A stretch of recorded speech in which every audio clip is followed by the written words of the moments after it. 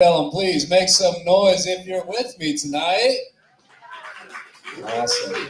Welcome to the Swim with Sharks Entertainment open mic here in Deep Ellum every Thursday night right here at RENO'S Chop Shop. My name is Anthony Ramos. I am your coach tonight. Running a little bit behind schedule. We've got a lot of talent for y'all tonight, so we're going to go ahead and get this rolling. Please give it up for your host tonight. He is the founder of Swim with Sharks Entertainment. He is a touring musician, and he's also a comedian sometimes. Please give it up for Noah Shark Robertson, everybody! Hell yeah! Hell yeah! NASCAR, chicken wings, Bush Light, Death Punch. No? All right, cool.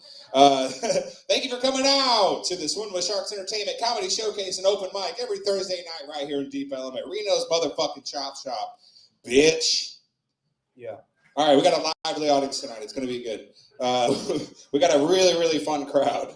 By the way, I would like to announce that our show tonight is brought to you by the world famous Gus's Fried Chicken. Yeah. Thank you to Gus's for bringing us the fucking food, because we're comedians and we don't get paid. So, you know, when you get paid in chicken, that's a good night. It's a good day.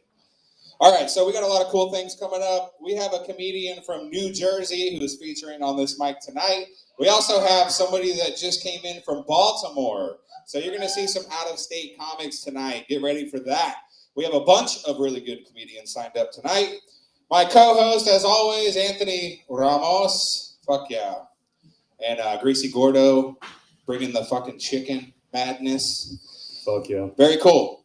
So we got a show next weekend in Lawton, Oklahoma at Vasca Theater, September 2nd, Friday.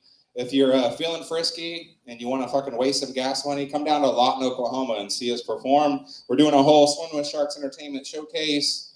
For those of you who do not know, we do like a better version of this show at actual comedy clubs and you know, at good places.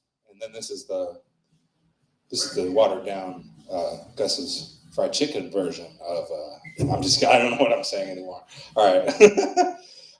Cool. So yeah, Lawton, Oklahoma next weekend. And then also we're going to be at Ellum Theater on the 12th and the 16th. I'm sorry, the 12th and the 26th of next month. Yeah. So we've got a new showcase that we're doing twice a month at Ellum Theater in Ellum, Texas. We got a dark comedy and death metal show coming up. Yeah. That is going to be October 21st, I believe. Really badass fucking band headlining that show, Reviled. So we're looking forward to that. If you want to find out about any of this shit, if you want to follow us or if you want to, you know, hit us up on social media, just go to swimmingwithsharksentertainment.com or you can go to noahsharkrobertson.com. Either one will work.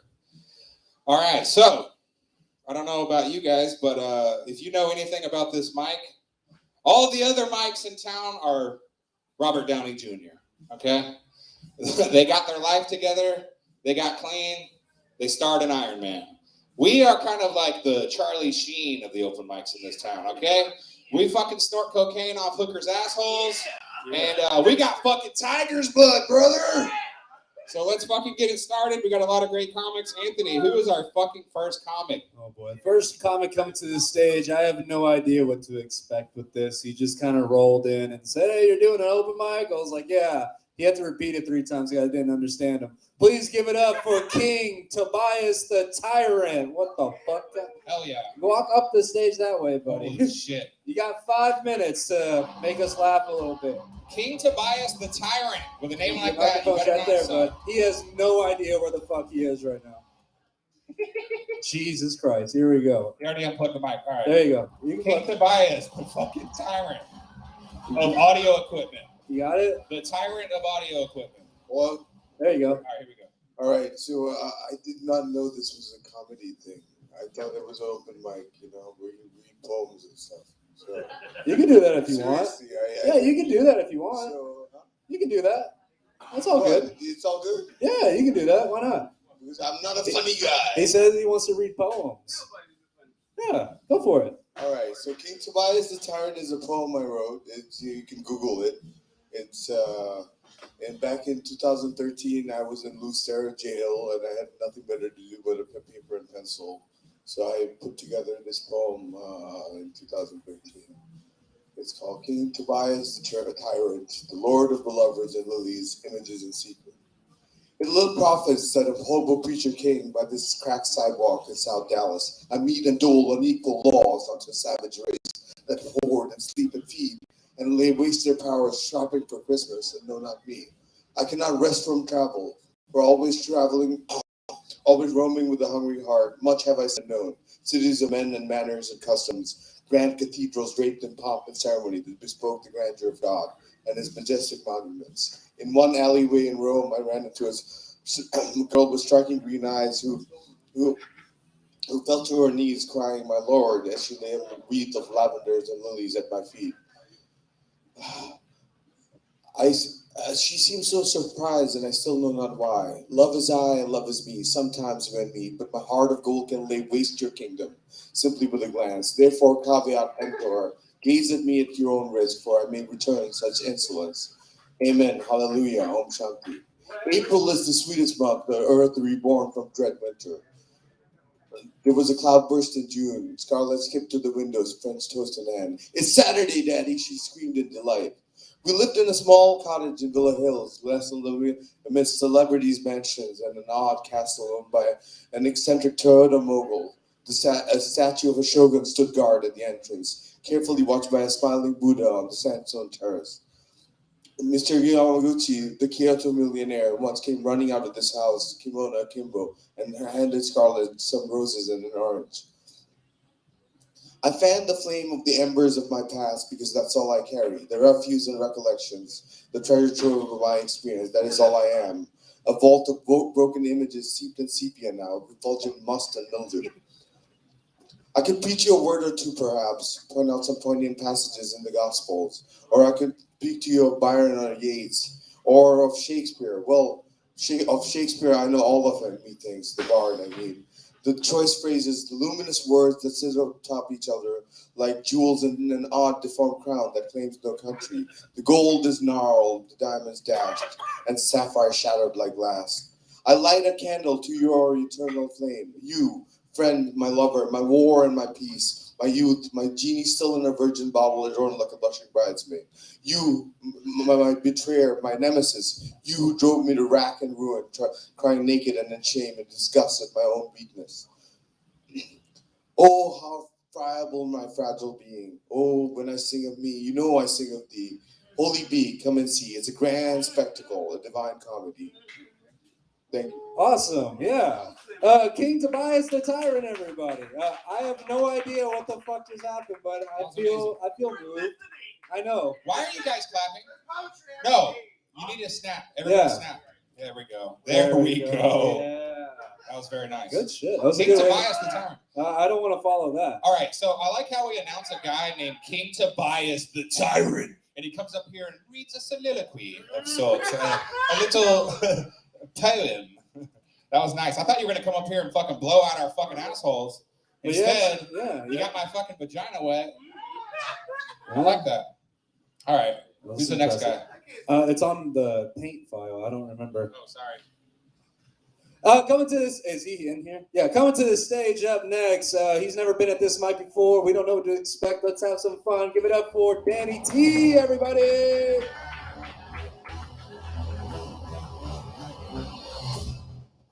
Thank you, guys. Thank you. I'm just here to complete the curse, so keep staying with me. Appreciate it. But I was really coming out. I was thinking about going to therapy, but it seems like a way quicker way to rip off the Band-Aid to talk to my mommy issues with a whole bunch of strangers. So thank you, guys. Woo! Here we go. And I want to know, who here still lives at home with their parents?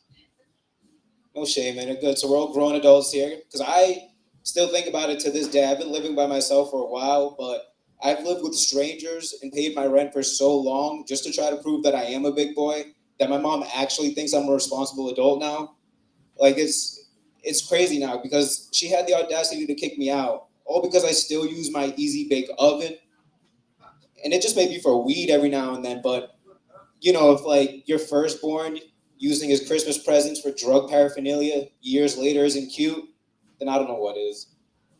And I have to think, because I really know I have to forgive her. I know I have to because I don't want to be one of those dudes who ends up having mommy issues where I only end up dating older women.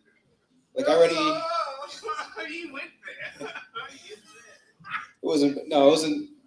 Like I respect them, but it's already hard enough to try to find a girl who's my age, whose breath is the right balance of cigarettes and stale iced coffee. You know what I'm talking about? But what I'm talking about, you seem like the type you like to suck on a girl's tits for a little bit too long, bro. I got you with my mommy and she, bro. Don't worry. We can tell each other. Secret safe with me, bro. Don't worry. And Tinder's not any better. I'm way too tender for Tinder. I'm way too sensitive. I'm a Scorpio, so my heart never gets broken, but these girls are killing a dude's self-esteem, bro. Like, it's the second you pull up to a date, you thinking you're all cute, got your Toyota Corolla all vacuumed out. Meanwhile, she's pulling up in a Dodge Ram truck, loud enough to make you almost shit yourself. She really steps on the gas, really reverberating loudly. And the second you sit down, it doesn't get any better.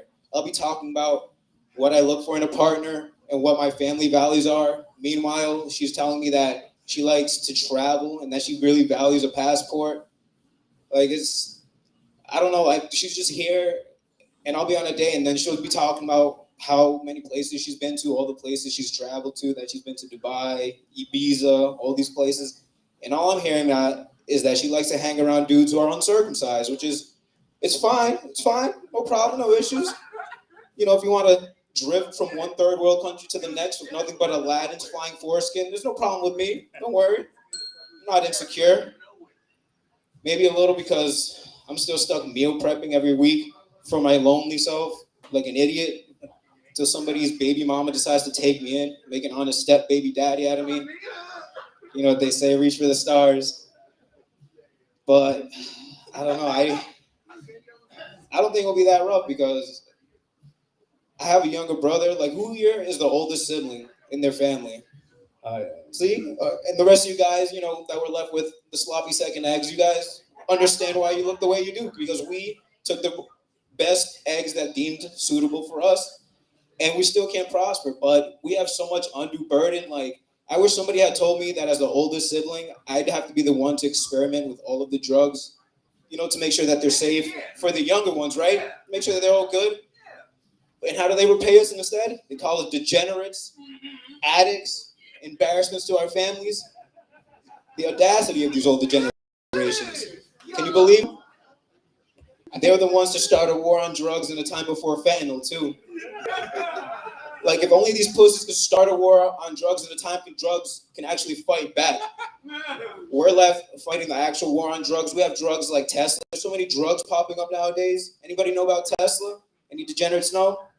Thank God, good, because it's a new version of ecstasy that we don't need our grandparents to be around, because we don't need them to be taking out pre-approved loans for 14,000 pounds of ecstasy at an extremely high interest rate. There's no need for it. How much time do I have left? Oh, so much left. You got 40 seconds. 40 seconds. 40 seconds. There you go. Damn. Oh, hopefully so. What do you guys, after this, because, you know. Box of Destiny.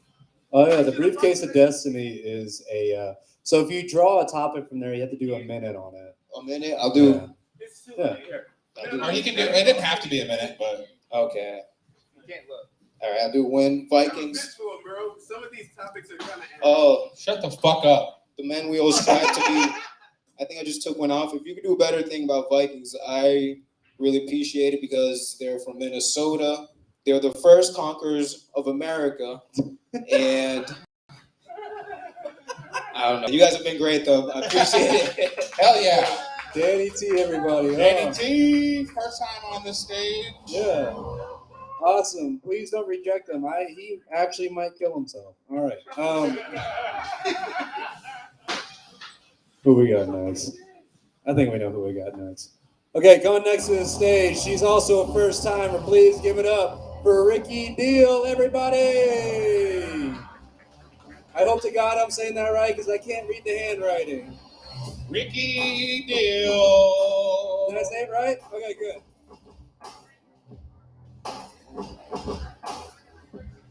All right. Good evening, everybody. How's it going out there? Good. All right. I'm excited to be here tonight. How's my tits looking? Are they looking okay? They're doing good? Like, I know this because somebody said that to me as I walked in. They're like, nice tits. And I felt that that was a little disrespectful. So I felt it necessary to crop dust his ass. Give him a little disrespect back, you know. And I had a Powerball for lunch, lots of spinach and kale and Brussels sprouts. It was very, very disrespectful. I am 45 and single and dating, and it is very, very hard to be in your 40s and dating. I tried to get advice. I went to my mother for advice, and my mother is a giant hippie, so she's been doing shrooms and smoking pot for 30 years. So her advice, is always crazy. I was like, Mom, I was dating this guy, and I thought things were going well, but I feel like he's, starting to disappear. Like, what do I do? And my mother's like, oh, let me consort my fairy fortune cards.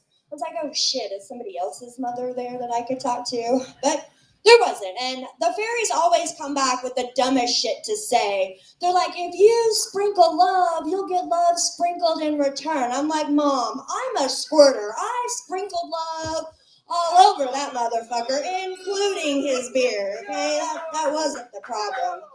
I've tried all kinds of dating. I tried internet dating. I tried being a cougar, which was a very fun experience. I met somebody, dated somebody 15 years younger than me, and at first it was fun. He had a lot of energy, but I did have some concerns with dating him, and it wasn't the fact that I had been ovulating longer than he'd been alive. I mean, he wasn't old enough for erectile dysfunction yet, so I felt that evened that out. It wasn't the fact that he still lived at home with his parents and was unemployed. His parents and I were like couple BFFs. We played cards, we played horseshoes. It was fabulous. What I really was concerned, though, was the fact that instead of using the word dick, he used the word wiener. Like, I didn't understand that. I mean, to me, the word wiener just doesn't hit as hard as the word dick. Like, I'm not going to brag to my girlfriends and be like, oh no, I didn't watch The Bachelor this week. I was busy getting wienered down by my studly boyfriend. That doesn't hit the same. I was actually really concerned about this because my son, who's just, a couple years younger than my boyfriend now, used to use the word wiener when he was little. So I was petrified that one day my boyfriend was going to be like, hey girl, drop to your knees and put this wiener in your mouth. And I was not going to start dropping to my knees and start slobbing knob like the dirty whore I know I can be. I was going to break out in mommy butt mode and be like, oh no, does it hurt? Does it have a boo-boo? Oh, I told you to put it away before you put the toilet seat down. So, that was an interesting experience. I will say in dating, though, if you guys are really into some kinky shit, like, you should warn people ahead of time and obvious ways. Like, I found out a guy I was dating was into pegging because for my birthday, he got me a strap-on so I could fuck him. So basically, for my birthday, I had 3 days of back pain. I mean, it's not that great a gift. I don't know how you guys, lesbians, do it. My back was not made for violent thrusting. It was made for laying on it. I'm way, way, way better at that. Let's see. Since King Tobias, started with poetry, I too am a poet, and actually was not prepared to do this tonight, so I'm just gonna have to read it. Hell yeah. But I have a poem about a subject that is very near and dear to my heart. It's called I Hate Erectile Dysfunction. I hate erectile dysfunction. It really puts a damper on my sexual consumption. I just love a good hard dick, but can't stand when they go soft quick. No shame in my game, come ready to pound, but if your rod's not going to work, just turn your ass around. If you've got a soft, smushy worm, I'll just use my... Oh, I'm sorry, I forgot that one. No. But if you've got a soft, squishy... penises are awesome when they work right, but if you've got a soft, squishy worm, I'll just use my vibrator tonight. Erectile dysfunction really makes me sad. Just take your little blue pill and we'll both be glad. Viagra, Cialis, and Extends. If you're over 40, take them and we can be friends. Now I know you men hate when this happens to you. Just take those little pills and we'll keep those balls from going blue. That's it. I'm Ricky Dale. Thanks, guys. Awesome. Yeah. The poem made me feel like I was in a fever dream. I appreciate it. Dude, I'm not gonna lie, that penis got me all soft and wormy. What are you talking? I mean, that poem got me all soft and wormy. All right, I'm gonna bring up the next lady. All right. All right, make some noise if you're having a good time tonight. Give a hand for all the comedians you've seen so far. It takes major balls to get Oh up here. shit! The other one came out tonight. Oh, Brad, yeah, you actually came out tonight. Wow, you're not trapped. Okay, his girlfriend's been grounding him lately, so. Wow, roasted. Who are we talking about? Brad. Oh, that guy. Yeah. Oh, those dudes. I thought y'all were banned from here. Security? Dan, get these guys out of here. Big Dan's gonna handle this for us. Tombstone, little one. All right. Yeah, it's this show goes off the rails sometimes, but you know, I like a good poem about a fucking good hard dick. So, all right, this next comedian is from all the way in fucking goddamn Baltimore. She stopped in. She's in town. We're gonna get her up on the stage for the very first time. Very funny gal. Give it up for Jesus Christ, you don't even know her fucking name. Jenna Frick. Yeah, Jenna Frick, everybody. Yeah, Jenna Frick. Jennifer. If you say it fast, it sounds like Jennifer. Yes, I'm Jennifer. Can we talk about just the juxtaposition of this skull on a motorcycle? And I'm just like, hi. Anyway, my name is Jenna Frick, and yes, my last name is Frick, which is the diet version of fuck. Super fun. I'm gonna start things out with a humble brag. I got catcalled recently. Yeah, thank you. I was walking down the street. Yeah, oh, it was? Hell yeah. All right, so I'm going to call him out. He knows. I walked past him, and he goes, damn, girl, you built like the hamburger helper glove. I'm like, was that an insult or an invitation to dinner? Because I love a man who can cook. And I was thinking about, you didn't say I look like the hamburger helper glove. You said I was built like the hamburger helper glove. I said you were pretty. So let's thank you. Let's just unpack that for like a second. So what does the hamburger helper glove do? It is a hand that takes a mound of unseasoned beef and it works its way in there, just gets all up in there and turns that soft meat into a delicious meal for your mouth. Damn, that was a great compliment. He didn't just call me a snack, he called me a fucking meal. Yeah. Honestly, I was just really happy for the attention. I'm in therapy for that. But also because I just had like a crazy year. This year I got engaged. Thank you. And then I got unengaged. Yeah. Yeah, some contact. We were together for 4 years, and then we bought a house together, and then a month later, we got engaged, and then a month later, I found out he was cheating on me the entire time with a woman that he met on Craigslist. Not OnlyFans. Not Tinder. Craigslist. Yeah, and what sucks is that we were like a really cute couple too. If I was gonna compare us to a celebrity couple, I'd say we were like Barbie and Ken. And go with me on this. Because when Ken got with Barbie, he came in a separate box, and then we broke up because he came in a separate box. So anyway, I'm dating again. Yeah, this is the thing. I'm dating again, which is fun. No, I said that wrong. It's depressing. Yeah, I just get on those dating apps, and then I just to make it fun, I like to pretend like I'm a drill sergeant, and I just go left, right, left. It's a game I play. My favorite dating app, though, was Bumble. Anyone use Bumble? Hell yeah. There we go. So for the people who don't know how Bumble works, the way it works is when you match with somebody, the woman has to message first in order to start conversation, which I love because it encourages women to slide into men's DMs with creepy and aggressive unsolicited messages. Like, how the turntables. Right? So what I matched with a firefighter one time, and I like to lead in like a little nice, and so I said, did you just put out a house fire, or is it just you that's smoking? And then when he didn't answer me, I just sent 6 messages in a row that just said, hey. And then when he still didn't answer me, I said, if I set my house on fire, don't you legally have to respond to me? And then I sent a JK, and then a haha, and then a emoji with the tongue out like that.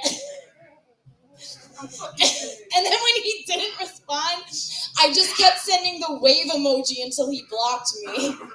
It was amazing. I have gone on a lot of first dates recently, a lot of bad first dates, and I will be the first to admit that a lot of those bad first dates were completely my fault. Last week, I agreed to go on a first date to an escape room. I was just asking for it, right? Like, ladies, never go on a first date to a hike, a boat, or an escape room. It's just a bad idea. So I show up to this escape room, and he shows up, and he's wearing a tank top, and on his chest are giant letters tattooed, "Fear God." And I was like, oh boy, that was conveniently left off your profile, wasn't it? So I'm like, all right, let's see how this date goes. So we get into the room, and the woman starts the clock and locks us in there, and we start looking around for clues, and he goes, "You're not Jewish, are you?" And I'm like, oh God, the stakes of this escape room are sky fucking high right now. Get me the fuck out of here. Oh God. Anyway, so I finished the date with this guy, and we go to wrap it up, and I give him kind of like the side hug, intending to never really like message him or contact him again. But then he salvaged the entire thing in one sentence. He goes, "Hey, I had a really nice time, and I just gotta say, damn girl, you built like the hamburger helper glove." Anyway, I think I'm a little early, but that's time to go. I'm Jenna Frick, guys. If you're ever in Baltimore, come find me. All right, wait, hold on. Don't go anywhere. Jenna Frick, you're from Baltimore? I'm from Baltimore. What the fuck are you doing here? Are you a refugee? I was taken, and I just came to a comedy club. No, I'm at a work conference, and this is what my work is spending their dollar on right now, me doing stupid old things. All right. Where can we find you if we want to stalk you and send you fucking, Oh yeah, if you want to send me unsolicited emojis and aggressive text messages, you can follow me on Instagram at Yena, YENA, Frick, FRICK. So yeah, and if y'all are ever in Baltimore, come hang out in Hampton at the Lou Costello Room. It's a really fun comedy club. And that's why you wrote Boob Room. Okay, yeah. I was confused. If you're a comic and you come up to Baltimore, message me. I'll get you time. That was awesome. Thank you. Jenna Frick, make some noise for her. Okay. So many dudes in this room want to frick you right now. Good shit. She's the one that said it, not me. By the way, hamburger helper, that was hilarious. Have you guys heard of Hamburger Partner? If you go to the dollar store, they have a dollar version of hamburger helper. It's called Hamburger Partner. I don't know if that's a Texas thing, but that's insane. It sounds delicious. Okay. Dude, how awesome is this fucking mic that a fucking comic from Baltimore just happened to fucking show up because she Googled Dallas comedy? That's awesome. That's fucking amazing. Very funny chick. I'm going to fucking stalk you, I swear to God, on fucking social media. All right, excellent. Don't test them. Yeah, all right, so Yeah. speaking of out-of-state comedians, we have another comedian that's coming to the stage right now from out of state. He's the featured comedian on this mic tonight. He is from New Jersey. Very funny guy. Make some noise for Markland, Mr. Direct Johnson, everybody. Hell yeah. All the way from New Jersey. Reno, make some noise for yourselves. Beautiful people of Reno. Really ugly people of Reno's, make some noise for yourselves. Ugly people, we got a lot to be, proud of, because we always know there's somebody uglier than us in the room.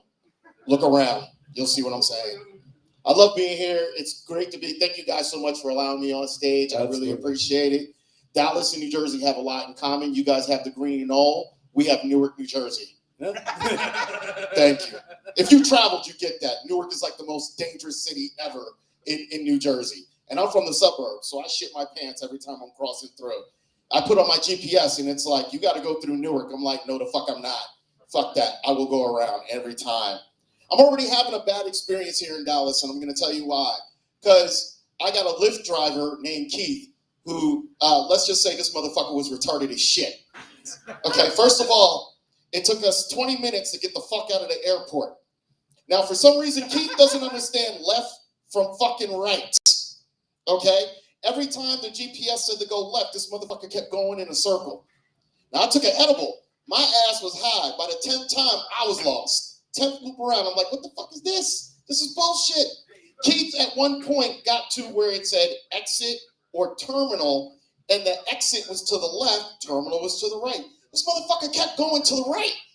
Finally, I had to put the directions in. I'm looking at my cell phone. I'm like, you made the wrong turn. He's like, I'm going with the phone shed. I'm looking at his phone. The phone kept telling me to go to the left. Fucker kept going to the right. Fuck you.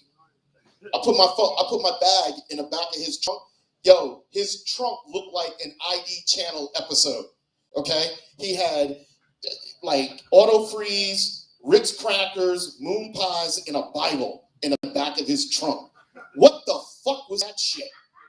Right at that point, I shared my ETA with my friend. I'm like, if I get lost, you motherfuckers know where the hell I'm at this point. This is some straight up bullshit. I'm not gonna end up on ID channel at all. I'm good to see all the people up here. It's good to see the two black guys in the front row. Normally, most of the shows I do, the black people go to the back and it's only the white guys. But see, I feel nervous. If somebody comes in here and shooting, you motherfuckers ain't gonna save me. You're gonna run and bounce out the goddamn door in 2 seconds. There's gonna be an Eagle Scout somewhere in here. It's like, I must save the day. Fuck that. I must protect motherfuckers.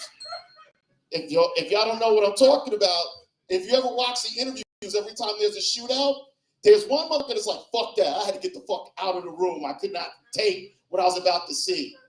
And there's always one guy that was like, I served the Eagle Scouts for 5 years, and I was prepared for this shit. I knew it was coming down. I saw the way the guy was walking through the door. I was prepared for going into the wilderness and running from bears, how to handle an attack. Fuck that. No, I'm out. They call it fight or flight. I call it flight. I get the fuck out. I'm sorry. If you ever see something happening and you see a room full of black people, we're all clamoring to get the fuck out the door. We're beating each other up like, yo, did you see that shit? Yeah, I saw that shit. Thank God we're alive. That's the beautiful thing about this shit. I'm having so much fun. I've been traveling other areas and doing a lot of stuff. I just got back from Washington, D.C. Yeah. Zoos are the safest place in the world. What the fuck ever happens in a zoo? Unless it's some little kid, 6 years old, that figure out how to play Game of Thrones, and somehow he crossed over a net, a wall, and a moat. Can anyone explain that shit to me? He crossed it. Like, where are you sending your kid? The Johnny Knoxville Daycare Center? How does your kid figure out how to get over a net, a wall, and a fucking moat to get to this crazy ass animal? How many of you guys remember Humbre, the gorilla, right? Harambe. How many of you guys, don't correct me, fuck you. How many of you, I said it right, Humbre, fuck y'all. How many of you guys remember that, right? And they killed him at the end of that shit. They literally they was just like, fuck that, he's gone crazy, we gotta get rid of him. If you watch the video from the beginning, when the kid fell in, Humbre went behind the wall, was like, nah, I've seen this shit before. I've watched the Daily News, I know how this is gonna go down. Y'all not gonna get me, right? So the baby or the kid is sitting there crying like, The motherfucker walks up to him like, whoa, let's see what this shit. Grabbed him by his leg and dragged him like what goddamn gorillas do. When's the last time you seen a gorilla play with its own baby, like all precious and shit? They grab it and they're wild with it, right? All of a sudden, they had to kill the motherfucker. I'm just saying, if he was an albino named Michael, they would have taken him to a Burger King. They would have asked him, why did he have to go gorilla at that time? They would have saved his ass. Gorilla lives matters. I'm just saying to you, motherfuckers. Gorilla lives matters. Just remember that shit. How much time I got left? Because I got more. 2 minutes. 2 minutes. Okay, we're good. How many people in here do edibles? Only 2 people in here. The lady that was talking about her titties and the guy over here admit that they do edibles. I'm just saying in general, for those of you that are starting to partake in it, you can't do edibles in every fucking situation. This is a fact. 1, when you get high, don't watch the Food Network. Okay? Fuck Guy Fieri, the fire, the flavor, the funk. Fuck him.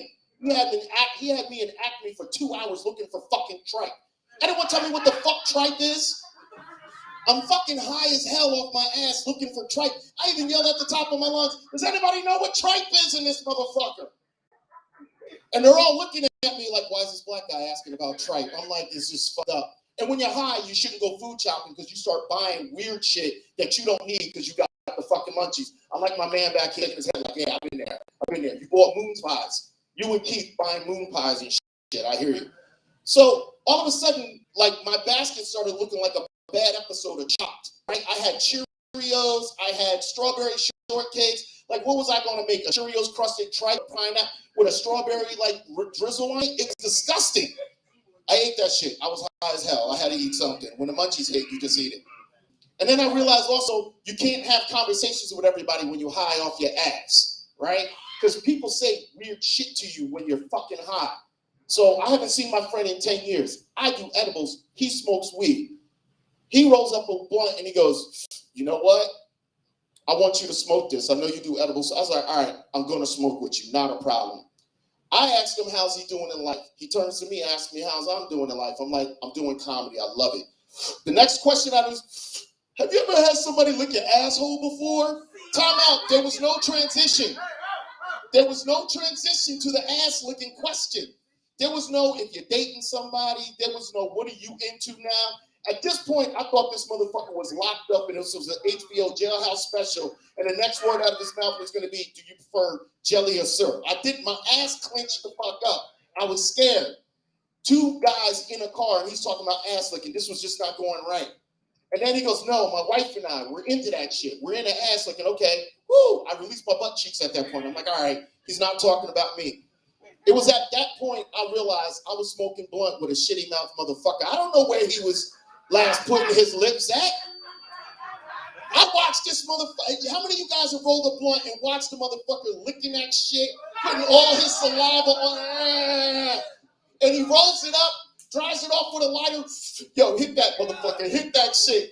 Motherfucker, I was smoking a shitty, never mind, it's my name is Mr. Direct. Thank you guys so much. Hell yeah. Give it up for your host, everybody. This has been fun. Reno's, I hope to be back. Enjoy your evening. Fuck yeah, that was amazing. You're from New Jersey? Jersey. What are you doing in Dallas? I had a friend here, and what I did was in December, I like to say I quiet quit my job. I got loudly fired from my job. So with that being the case, I said from that point forward, I'm only going to do comedy and public speaking. So everywhere I have a friend that lives, I come and visit them, and I try to jump on stages just to bring my comedy to somebody else. Dude, it worked Entrepreneur tonight. 101. It worked here tonight, dude. You're fucking amazing. That was Thank awesome. you, man. Man, I appreciate the opportunity. Give this man a lot of love because he gave me an opportunity. I appreciate that. Do you have a website? Fucking social If you guys look up MisterDirect, Mr. Direct, one word, you'll find me on Instagram. You'll find me on Facebook. That's what I do. You'll find out everything I do. I even have my own merchandise, T-shirts and everything. All right, hell yeah. Mr. Direct. Thank you guys so much. All right, give it up for Markland, Mr. Direct Johnson one more time, everybody. Hell yeah. We had somebody from New Jersey and Baltimore tonight. That was amazing. Very funny guy. I love that. Shitty blunt. Smoking a blunt with a shitty lip motherfucker. All right, you guys ready for your next comedian? Yeah, you sound ready. You sound real fucking ready. Double D, are you getting up here tonight? All right, I'll get you up. We got a lot of comedians, everybody, so stick around. This next guy, you know him, you love him, you can see him all over DFW. Very funny guy. Give it up for your co-host tonight, Anthony Ramos, everybody. Anthony Ramos!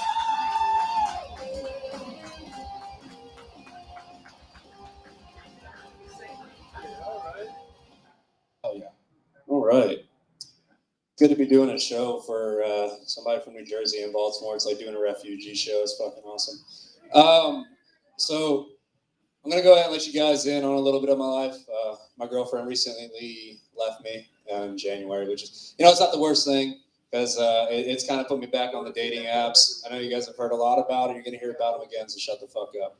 But it's got me back on the dating apps, which is pretty fun. Anybody in here on Tinder? A bunch of y'all are fucking liars because I've seen y'all's profiles, so like you might as well just fess up. But it's fine because that's all Tinder's about. Tinder's all about lying. Everybody lies about everything. Their height, like their sex. Like I'm not really here for hookups. Sure you're not. Looking for a serious relationship on Tinder, it's kind of like going to a hospice center looking for a long-term commitment. Like you don't really you're just fucking with yourself. Why are you doing that? But I find it kind of hard to get rid of Tinder because there's a lot of girls with chokers on there, and I'm really into that shit. But you know, I realize we're in the era of wokeness and PC culture, so I kind of want to let you guys know, like, if you're a girl and you wear a choker, if you're a guy and you wear a choker, some of y'all might be guilty of cultural appropriation. And I see a lot of confused faces, so let me go ahead and explain myself real quick. You see, in some cultures, the choker is actually earned. It's something that's like given to you after years of mastery and hard work. It's like, in a sense, comparable to like a belt in mixed martial arts. So in that sense, it's a black belt in sucking dick. And a lot of you are living a fucking lie. I don't really understand how the fuck y'all do that. You know, I told that joke one time, and this lady, she was like, "That's not funny. My husband cheated on me, and he left me for a girl that wears a choker." I was like, "Yeah, duh. Go get your black belt. Maybe you can get him back." And look, I gotta say, like, ladies, you gotta be able to do the freaky shit your guys want you to do in order to stay with them. And before you go and call me sexist, it's not, because guys, it goes the same way. If you're not going to do the nasty shit your girl wants you to, she's going to find a guy like me, because I'm going to stick my whole tongue in her asshole. I don't give a shit about none of that. And, you know, while we're on the topic of PC culture, cancel culture, whatever the fuck you want to call it, before my very illustrious and obviously successful comedy career goes any further, I want to kind of let you guys in on something that I did, so you guys can't cancel me for it, because you already heard it from me. I said the N-word in the 3rd grade. I'm not proud of it. I'm not happy that I did it. You know, it's one of those things that just, like, and in my defense, yes, I'm going to look at the black people while I make my defense. In my defense, I'm dyslexic. And it was the first year that we had a globe in the room, and the entire class gaslit me into thinking that's how you pronounce Niger. Oh no! You think that's bad? You should have heard me say Nigeria. It was pretty fucked up. It just feels good to get that off my chest. You know what I mean? Like, it feels so good. What the fuck were we talking about? Oh yeah, Bumble. Anybody in here on Bumble? Bumble, you guys are gonna love this shit. Bumble just proves that women can't start a conversation even when they're forced to. Like, it's the only app where like women have to start the conversation, and it's probably why it's the least popular. Because like, just nothing ever leads to anything. Eventually, it might turn into a lesbian dating app, which is not a bad thing. That's cool. I don't really know much about lesbians. All I know about lesbians is that they get mad at me for not saying Latinx, and they get mad at me because I can't fix a leaky faucet, and they call me not a real man. Like, all right, Laura, Law, whatever the fuck your name is. You know, I had one of my buddies, he told me, you know, Bumble's like heaven, bro, it's heaven. I'm like, yeah. You know, it's heaven if your idea of heaven has a lot of white girls with no lips that went to DBU, TCU, or SMU. And you know, hey, there's nothing wrong with that. If that's your type, that's cool. I don't discriminate. And what I mean by that is I don't fuck white girls anymore. And I do that for my own health, you know, because white girls are pretty fucking crazy. They'll cut your dick off because you cheated, like they cheated on you in a dream or some shit, you know. It's for health, I promise you. I like Hinge. It's kind of like the LinkedIn of dating apps. It's really fucking cool because it's like the most professional. You're gonna actually get a date there and everything. The only thing I don't really like about Hinge is they have this feature. So Tinder has super like, Bumble has super sweat. I don't have a problem with either one of those. But Hinge has this thing called Spotlight. What it does, is it takes 10 girls, and you can send all of them. You can send one of them a rose. It's like your super sweat, and that's cool. But the problem is these 10 girls or guys, whatever have you, are completely out of your fucking league. You have no fucking shot with them, and they know that you have no shot with them. Because unlike Tinder and Bumble, they come up on your algorithm for you to actually have to super swipe them. On Hinge, they won't even fucking come up other than Spotlight.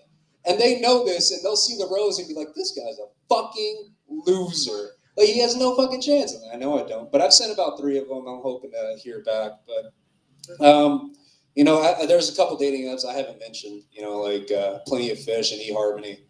And I'm going to be honest with you guys. If any of you are on either of those, you're going to be alone for a little while. And that's cool. You know, like, there's a lot of things you can do. One of the things you can do is that you can actually start doing stand-up comedy. have your friends start taking pictures of you. And like everyone's gonna think that you actually have a lot of confidence. It's really just up here. That's about it. But they don't know that. So you just post those pictures and they start sending you roses, and then you can look at those roses and be like, you stupid bitch. Hey, my name is Anthony Ramos. Thanks for listening to my bullshit, guys.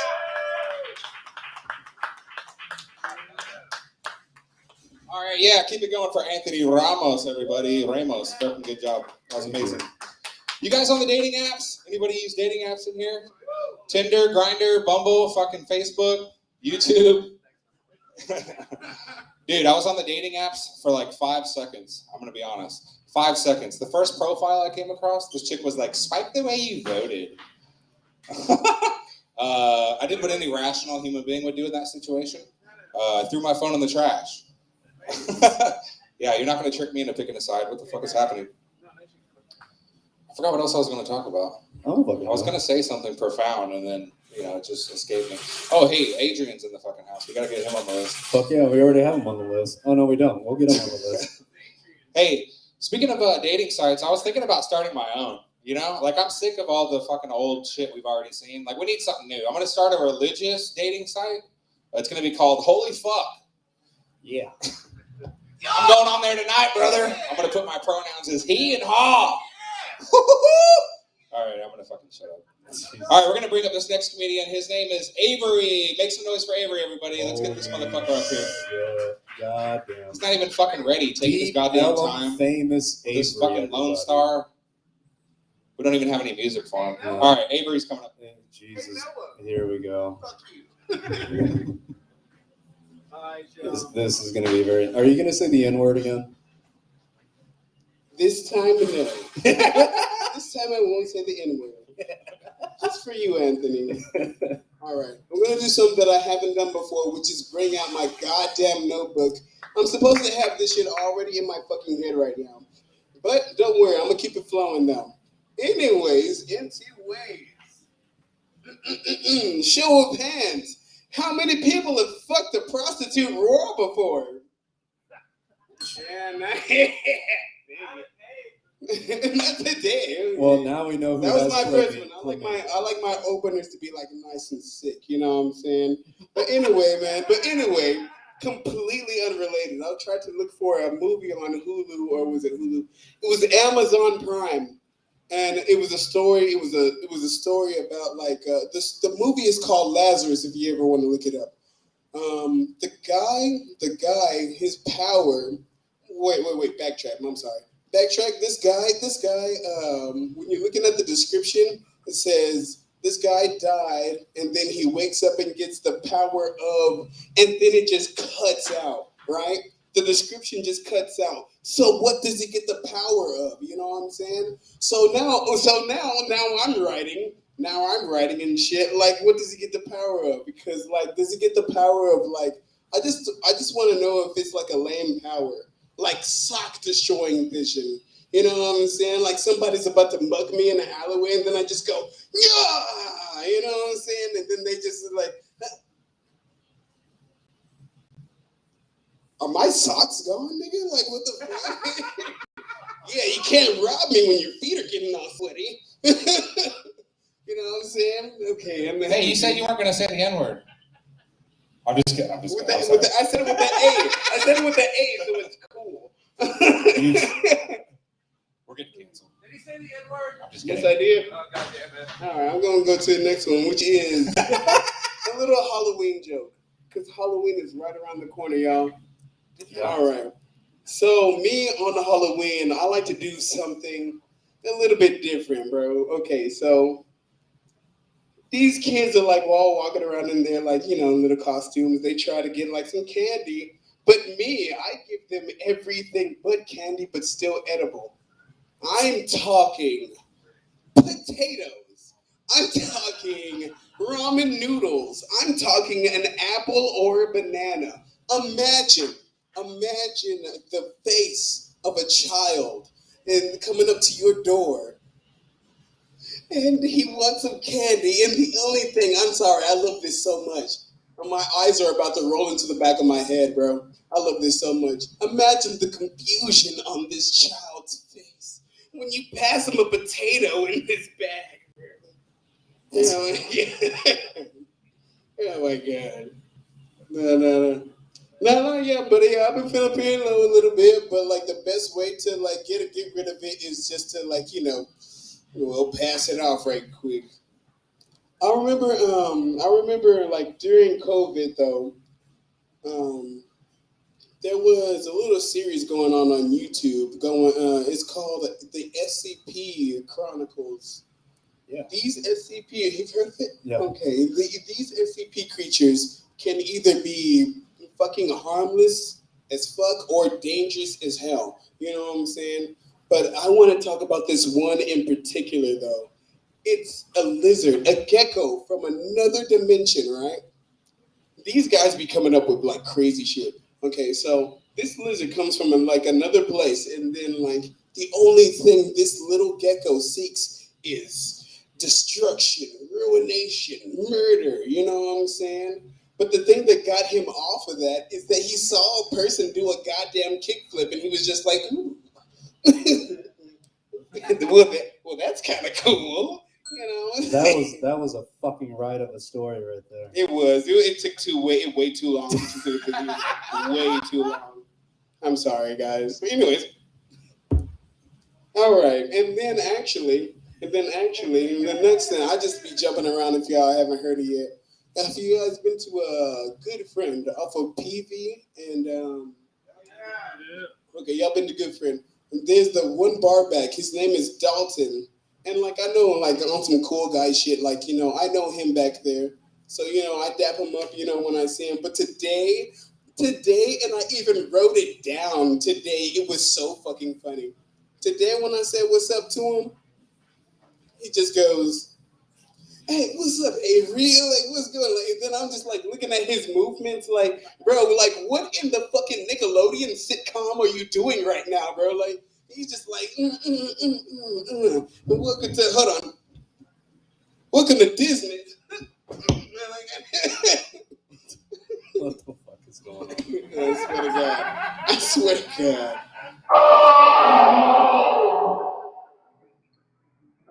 Yeah. That was my little 3. That was number 6. 5. That was like 6. It was 5 or 6. Yeah. I think I have maybe one more if y'all. It's your time, Avery. Everybody, please give it up for fuck yeah, dude. Come back next week. You activated. First time I didn't do good. That was great. That was great. All right. Yeah, if you go well over your time, you're gonna activate the sound effect of the Jaws fucking shark from Jaws 4. Shark 4. From Shark 4.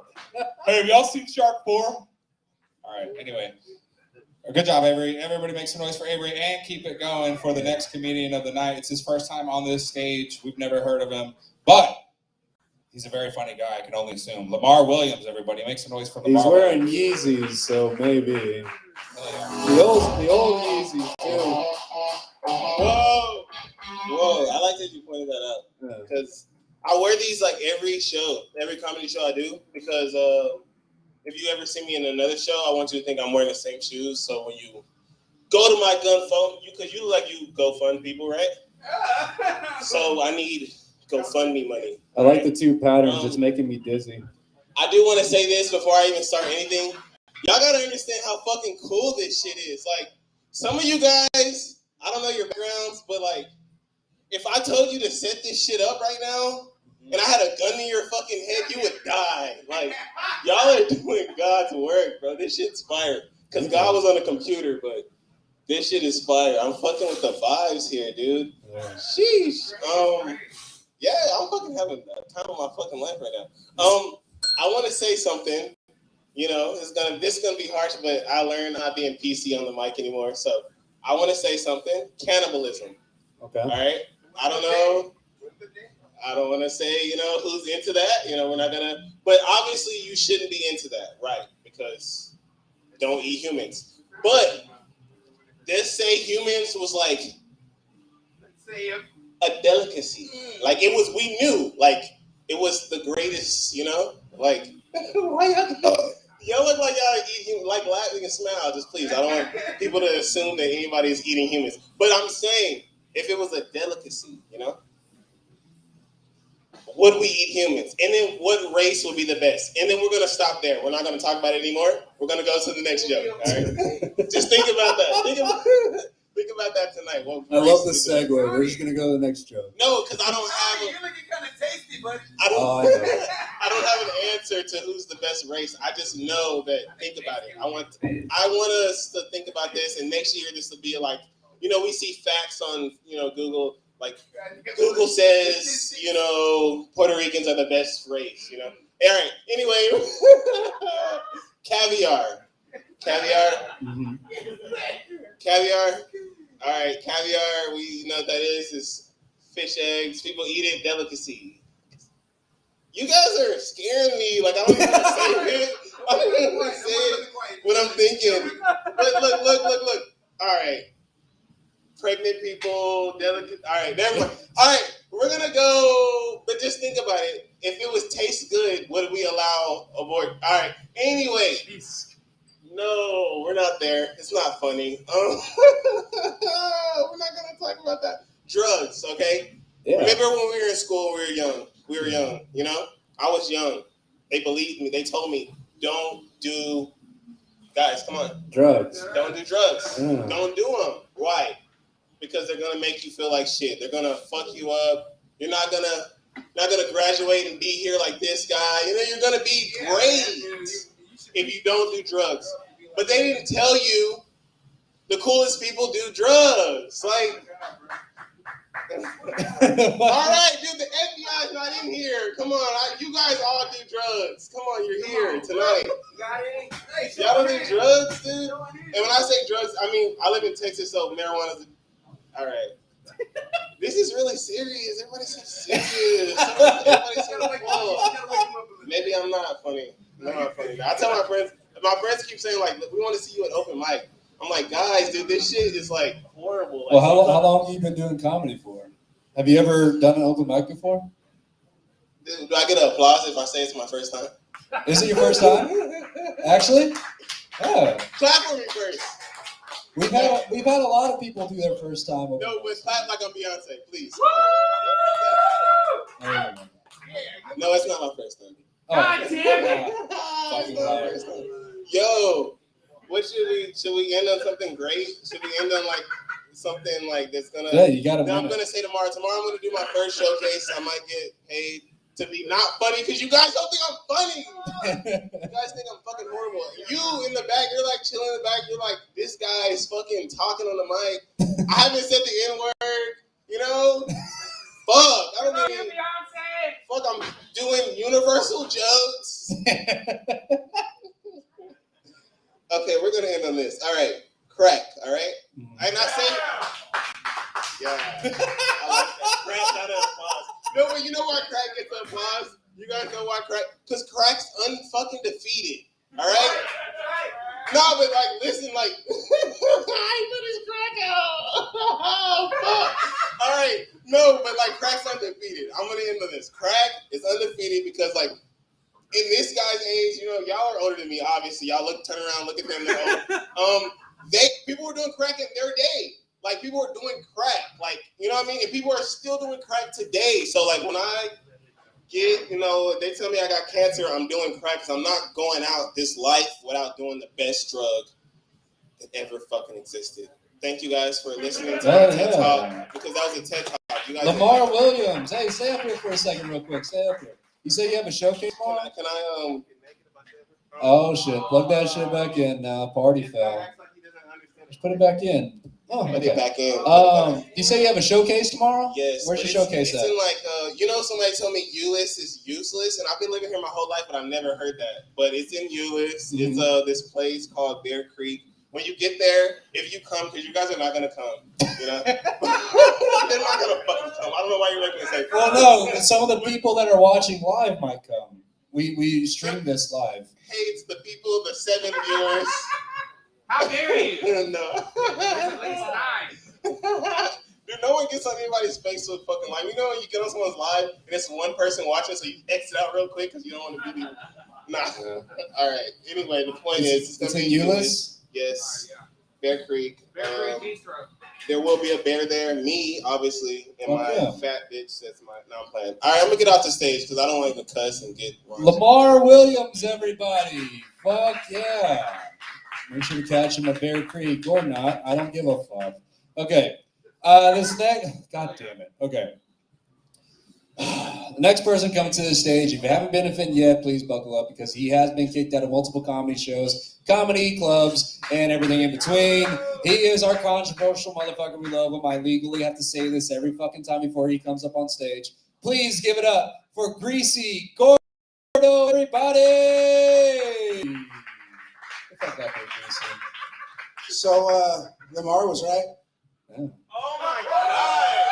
Greg is undefeated. That is Undefeated. Your Don't fuck with me. ass looks like cottage cheese. I know. Holy fuck. It's not pretty. It's crazy. What's crazy is I have a girlfriend and she's here tonight. What the fuck? I know, right? That shit is fat. Like, Rena, thank you. I appreciate it. That's the compliment. Don't talk shit. That's a compliment. Too. oh. It's fat everywhere. Like, See if I that? didn't see your face, I'd be like, damn. All right, so just to let you guys know, is the dude from Jersey still here? No, No, he's not here. Obviously his friend is a fucking asshole. He didn't warn him that Deep Ellum is worse than Newark right now. Everybody's getting fucking shot out here. So I had a chat with my significant other about infidelity because I caught her cheating, and she I told her I wasn't gonna get even because I've already cheated on her. No, I'm just kidding. But I did go see a hooker. I paid a hooker $50 to suck on my toes. I thought it would be fun, right? So she starts sucking on my toes. Because I found her at a free clinic. Of course she was going to be okay with this. She started sucking on my toes, and then fucking young Dolph Jr. outside sucked his fucking Glock off, and this bitch fucking bit my toes. She bit my big toe. She gave me a fucking ingrown toenail. And I found out that you can get your ingrown toenails removed a lot cheaper at like nail places, like, Chinese nail places. So I found a Vietnamese nail place because I prefer pho, right? I go to a Vietnamese nail place and I'm sitting in the chair, I'm doing my thing, she's doing her thing, and I decided, fuck it, I'm going to tell her my jokes. I tell her my Vietnamese joke. Did I tell you this one? When I went to Vietnam? No. Yeah, I took a trip to Vietnam once, and I went to Vietnamese prison. What happened was there's this lady, this tiny little Vietnamese lady on the street, and she was selling, the banh mi sandwiches. She was doing crazy things. She was like dancing and she was screaming. She's like, banh mi, banh mi. And I thought she wanted fucking sex in exchange for this sandwich. That's not what happened. So I went to fucking Vietnamese prison. And the worst part about it is that like the Vietnamese trainees that were there, like, here's the thing. Is that, like, everything is culturally appropriated by white people, right? White people are always trying to fucking put mayonnaise on things. Well, I usually love Vietnamese food, but I didn't love it there because the Vietnamese trannies were trying to force me to eat the Vietnamese sausage rolls that they had. And they were in prison, so they had like pre-packaged mayonnaise all over those fucking things. Like, it was fucking disgusting.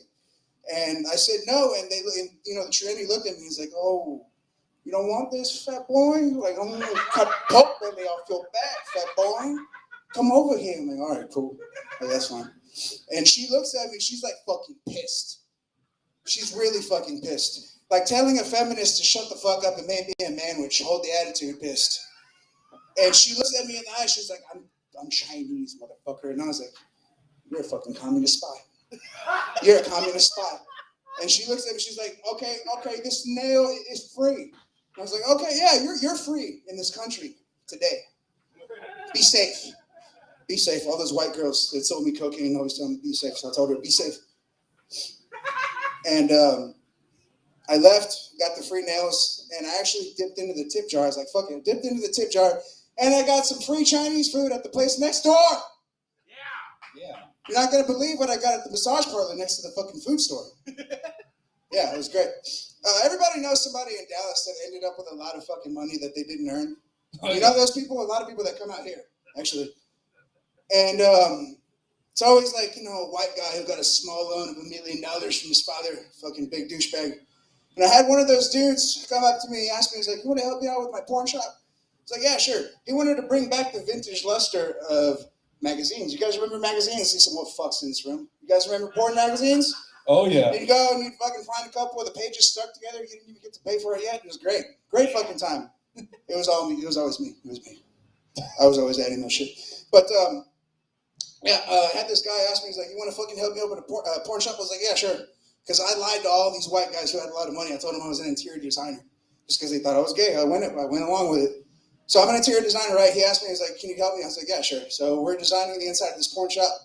We get to, where we're going to section off things. Go with, science fiction. Everyone's got a great reaction to it. Got do-it-yourself section. Everyone fucking loves it. But a couple of people went to jail when we got to the teens and kids section. Yeah. And when they arrested my buddy, they were like, "Did you know your buddy was a KKK Klan member?" I was like, "No, I had no idea. All I do, I'm just a fucking maid, bro. I mop. That's all I do." Thank you guys. My name is Greasy Gordo. Have a good fucking night. Greasy Gordo, everybody. 5 minutes on the dot. Hell yeah.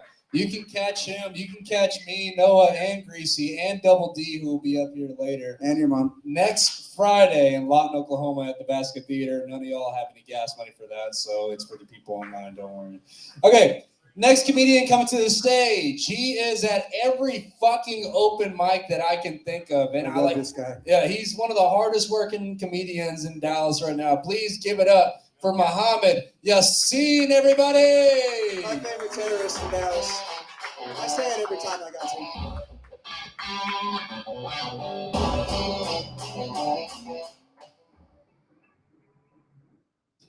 Always a problem. Let me tell you about a bitch named Fried Calamari.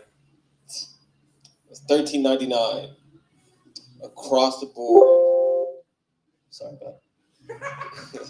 I like the Microsoft sound. So that's actually more appropriate theme music. That's what I mean. Let's have that hoe in a loop.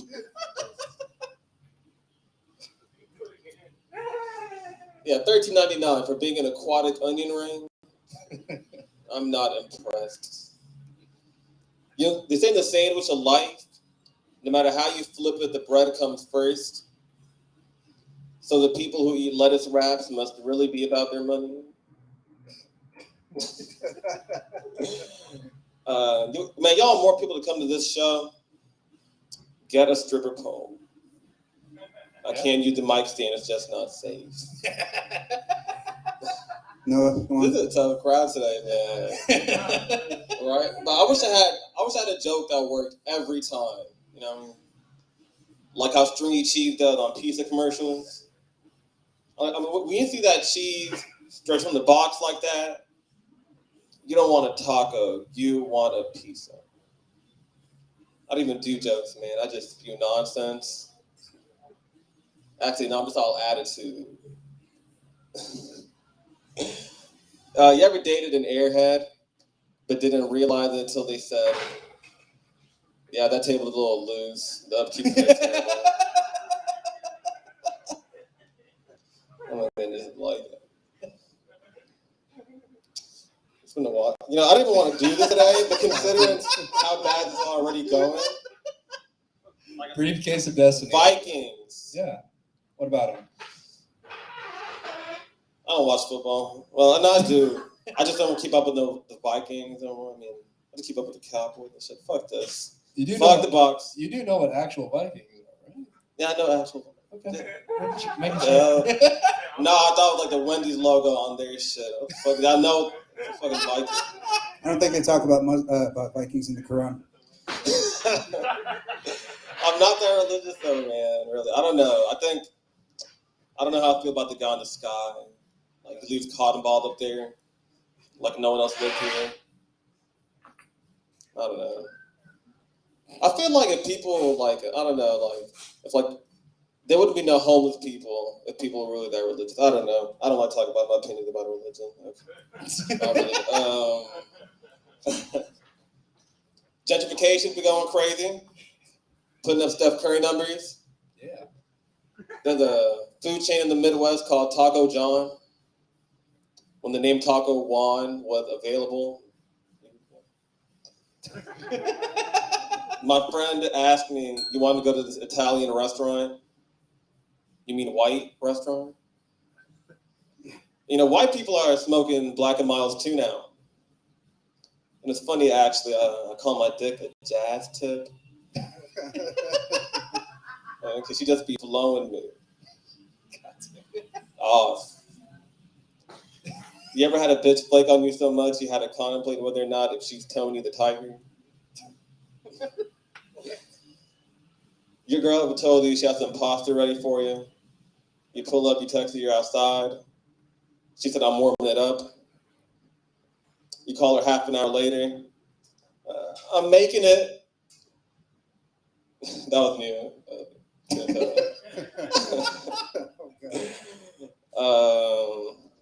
You know what I don't get it when Asians say they don't look alike or similar. All the same.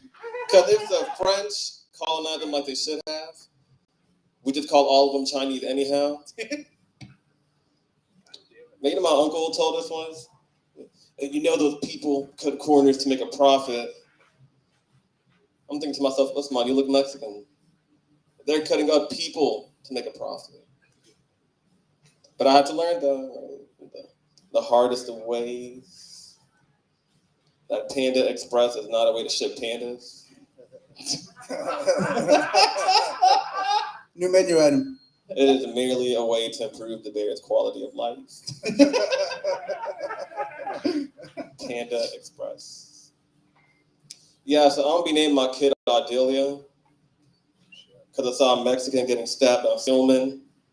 Got a minute. You can trust me, goddammit. When I was in college, I didn't know. Like I thought my time was up. When I was in college, I was really on a budget. I aspired to get my degree, but I also aspired to drink juice. But all I could afford was chewing gum while drinking water. Yeah, I got the degree, but it wasn't Tropicana. Yeah, my time at school taught me not to believe in the words of affirmation, and instead believe in good old-fashioned lies. Like, I met a white girl named Ebony the other day. I'm gonna just leave it off that. My name's Muhammad Yassin. Oh yeah, Muhammad Yassin, everybody. Muhammad, come back up. Oh, you haven't left yet. Fuck, I'm sorry. Hey, do you have any shows coming up? No. No shows? No show. Well, where can people find you? Just at home. You're literally at every. Like, I don't know if you guys know, there's a lot of fucking open mics in Dallas, and he's literally at like every single one. Praying towards the Mecca. Yeah, you're at a fucking every single one. Yeah. Appreciate it. Yeah, no problem, man. Muhammad Yassin, everybody. Fuck yeah. My favorite part about Asian slurs is that there's like, you know, it's wrong to say Oriental, but there's still like a Marichan version of like Oriental flavored ramen out there. Just throwing that out there. What the fuck are you talking about? We're going to get the next comedian up here. He's another Swim with Sharks regular. You can find him all over Dallas. You can catch him on our dark comedy show in October, on October 21st with Reviled. Please give it up for the very funny Busco Jones, everybody! Love you, Busco. Cool thing is, if you ever try to show us your dick, you're not gonna be able to do it without lifting up your right. So exactly, we don't have to worry about that. That was. You could be a sumo wrestler. Technically, I can't catch like a public nudity charge, so. Oh, well, yeah, don't want to do that. We don't need Gordo on any more lists than he's probably already on. I'm gonna go start with praying the gay away, which is what I'm looking at right here in this briefcase. I don't think you can do that. However, I don't think everyone that's gay is born gay. I think there are definitely people who are born homosexual. However, there are also people who just maybe got a cocaine addiction and had low self-esteem and got around some real persuasive dudes and or ladies. I'm not a part of the community. I would consider myself an ally. I have heard them talk about flipping, which sounds rapey. It's a little non-consensual, a little shaky, you know what I mean? I mean, in fairness, it's only the same thing frat boys do, right? Or anybody does, just gets dumb chicks hammered so they'll end up fucking them because they wouldn't do it sober, right? I mean, anyways, I digress. I've been sending out spam mail lately, and we all get spam mail, right? Everybody in here probably gets stupid text messages. You don't know how you got. But the funny thing is you send them out and you'll get you send out like 2,000 or 3,000, and then you'll just get and there's some people that just are very upset about messages on their phone. Feel bad. This week, one guy said, "Please do not address me by my middle name." Well, I didn't know his middle name. I wanted to fuck with him, but I just didn't because it's too easy to find people now. You remember the 90s? You can find anyone. You can get away so much easier. It was a way better time to be a shady criminal is all I'm saying. At this point in time, social media has fucked it up for a whole level of litany of psychopaths and sociopaths. Back in the day with the personality, you could have families in 3 different counties and they would never meet and it would be simple. Jerry Jones and family know all about that, right? Good Lord. I did grow up in East Texas in Kaufman County. You don't know about East Texas and Kaufman County. One of my biggest things I feel proud of is I got out of there not racist. Or bigoted. You sure? I'm pretty sure. I have a very racist sense of humor. For sure. That is there's I was raised on Police Academy, for Christ's sake. It's all stereotypes. But I got out of there with that because hate is hard. Hate's a lot of energy. I don't want to hate somebody. Maybe juggalos. If I'm going to hate one group, if I got to hate a group, I might choose juggalos. Crust pumps. You know what I mean? Not all of them, but it's you fell for a marketing ploy and you made a community out of it. I don't understand. I get it. Your parents weren't there either. I understand that too. The best is the second generation of juggalos. Have you seen this? It's amazing. They have had kids. And they take them to a camp out every year. I think it's in Arkansas this time around. It's the best people watching in the world is all I got to say.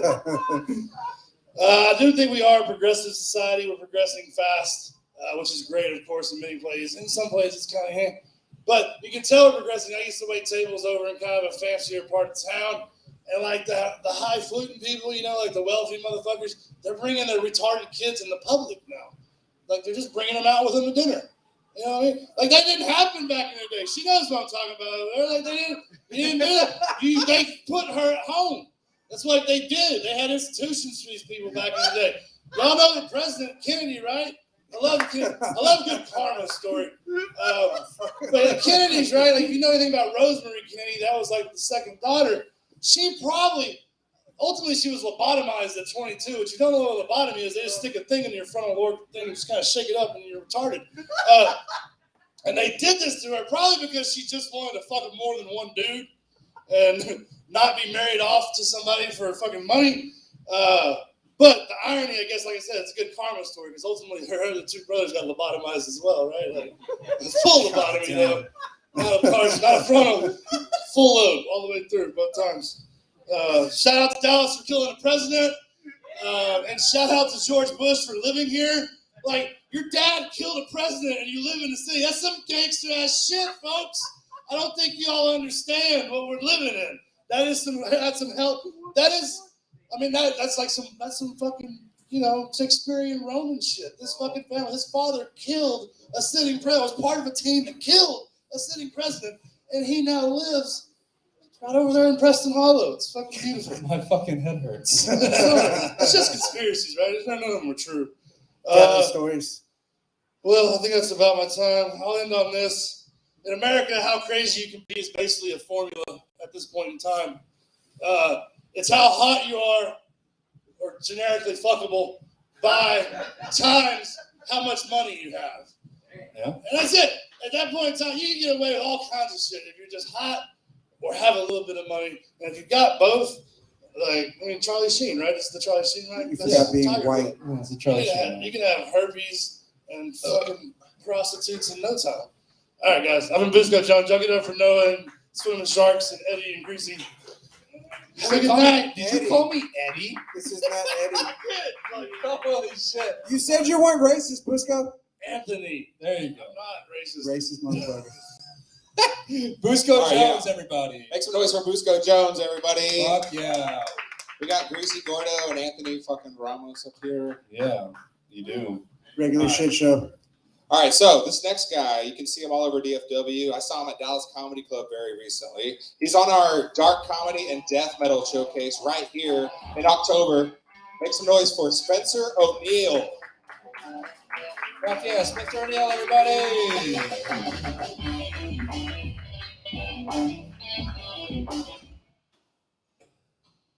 Like I Noah came out of retirement just to introduce me. Now I gotta do good. Yeah. It's my first time in this part of the town, man. It is lawless here. Jesus Christ. It really changes stats. Like I was walking around, I stabbed a guy on my way in here just to try to fit in. I was like, I don't know if I'm supposed to do this, but you gotta die, bro. And he's like, I get it. You belong. This is ridiculous. I wore my most robbed me in the streets shirt. I should not have done that. I should have torn a sleeve off or some shit. Because I got to run to my car after this. It is lawless here. This is what I imagine doing comedy after the apocalypse is going to feel like. Because there's like puddles outside with colors I've never seen before. I'm like, I've never seen that color green before. I touched it, it burned my fingertips off. I can do crime now. No fingerprints. Pretty sure a chick pissed in that puddle, bud. I'll go look it up later. I don't know. That's a Greasy Gordo joke for you. I go slurp up some woman's piss in the alley. Hey, what's on your shirt, by the way? I've spent weeks trying to figure that fucking thing out. It's a burrito smoking weed. That's a burrito. I thought it was like a dirty sponge. Couldn't fucking tell. I was like, is it just a... That's basically my soul, is a dirty sponge. Yeah, it's just a dirty... I thought it was like a block of grease. I was like, I guess so. Greasy It's Gordo. got a German hat on. That thing doesn't make any fucking sense. Stone burrito. Welcome. All right. You cut deep, Spencer. Damn. I get why you're banned from places. Shirts don't make any fucking sense. I hate when foreign people correct me on their like words in their language. Like that shit bothers the shit. Like I was talking to a French guy and I was like, yeah, I think I'd like to try a ménage à trois. And he was like, it's not that L to pronounce it ménage à trois. And I was like, oh yeah, you just fucked up every English word on the way to correct me. So, thanks for that, you pieces. Go on, you get the fuck out of here. I called ice on him. He was like, hey, what are you doing? That's not even a good French accent. I was petting a buddy's dog the other day. I was just like, I don't have a pet, so I was excited. I was like, oh, look at this cute dog. And then I got to a spot on the dog where I like grabbed something, and I was like, oh, hey man, what am I holding on to? And he goes, oh yeah, my dog has a tumor. And I was like, what are you doing? You got to put a sign on him or something, like a service dog. This is just like there should be a law. You have to warn people that your like dog is full of cancer. Like it's like he doesn't like it either. Like I'm holding it and I go, ugh. Like imagine if a girl was feeling your body and she just goes, ugh, gross. You'd be like, kill me. And that's what they look like. They're just like, help me end my life. People and their animals, man. People with old dogs. Anybody here got an old dog? Not anymore. No, I thought you were raising your hand. No, you're just taking a picture. You got an old dog? Not mine, but they live in the house. Okay, so like your parents? My aunt, yeah. Okay. Yeah, if you got an old dog, you got to get rid of it, man. Like people with old dogs, you're just bad. Like you're a bad pet owner. Like animals shouldn't get old.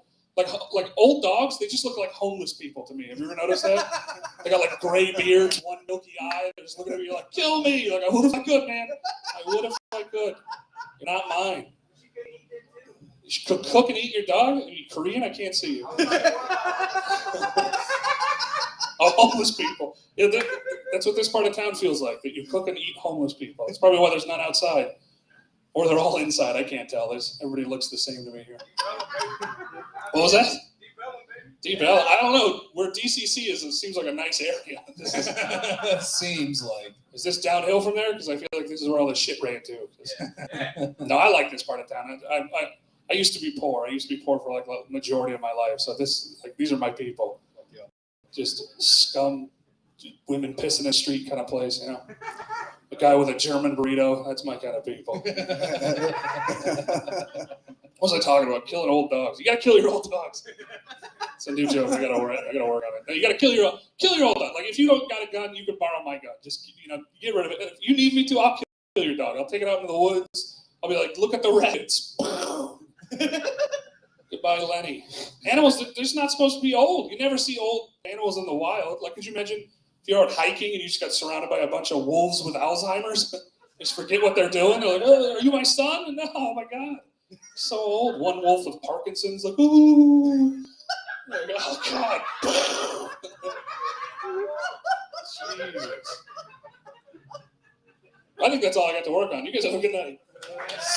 Spencer O'Neill, everybody.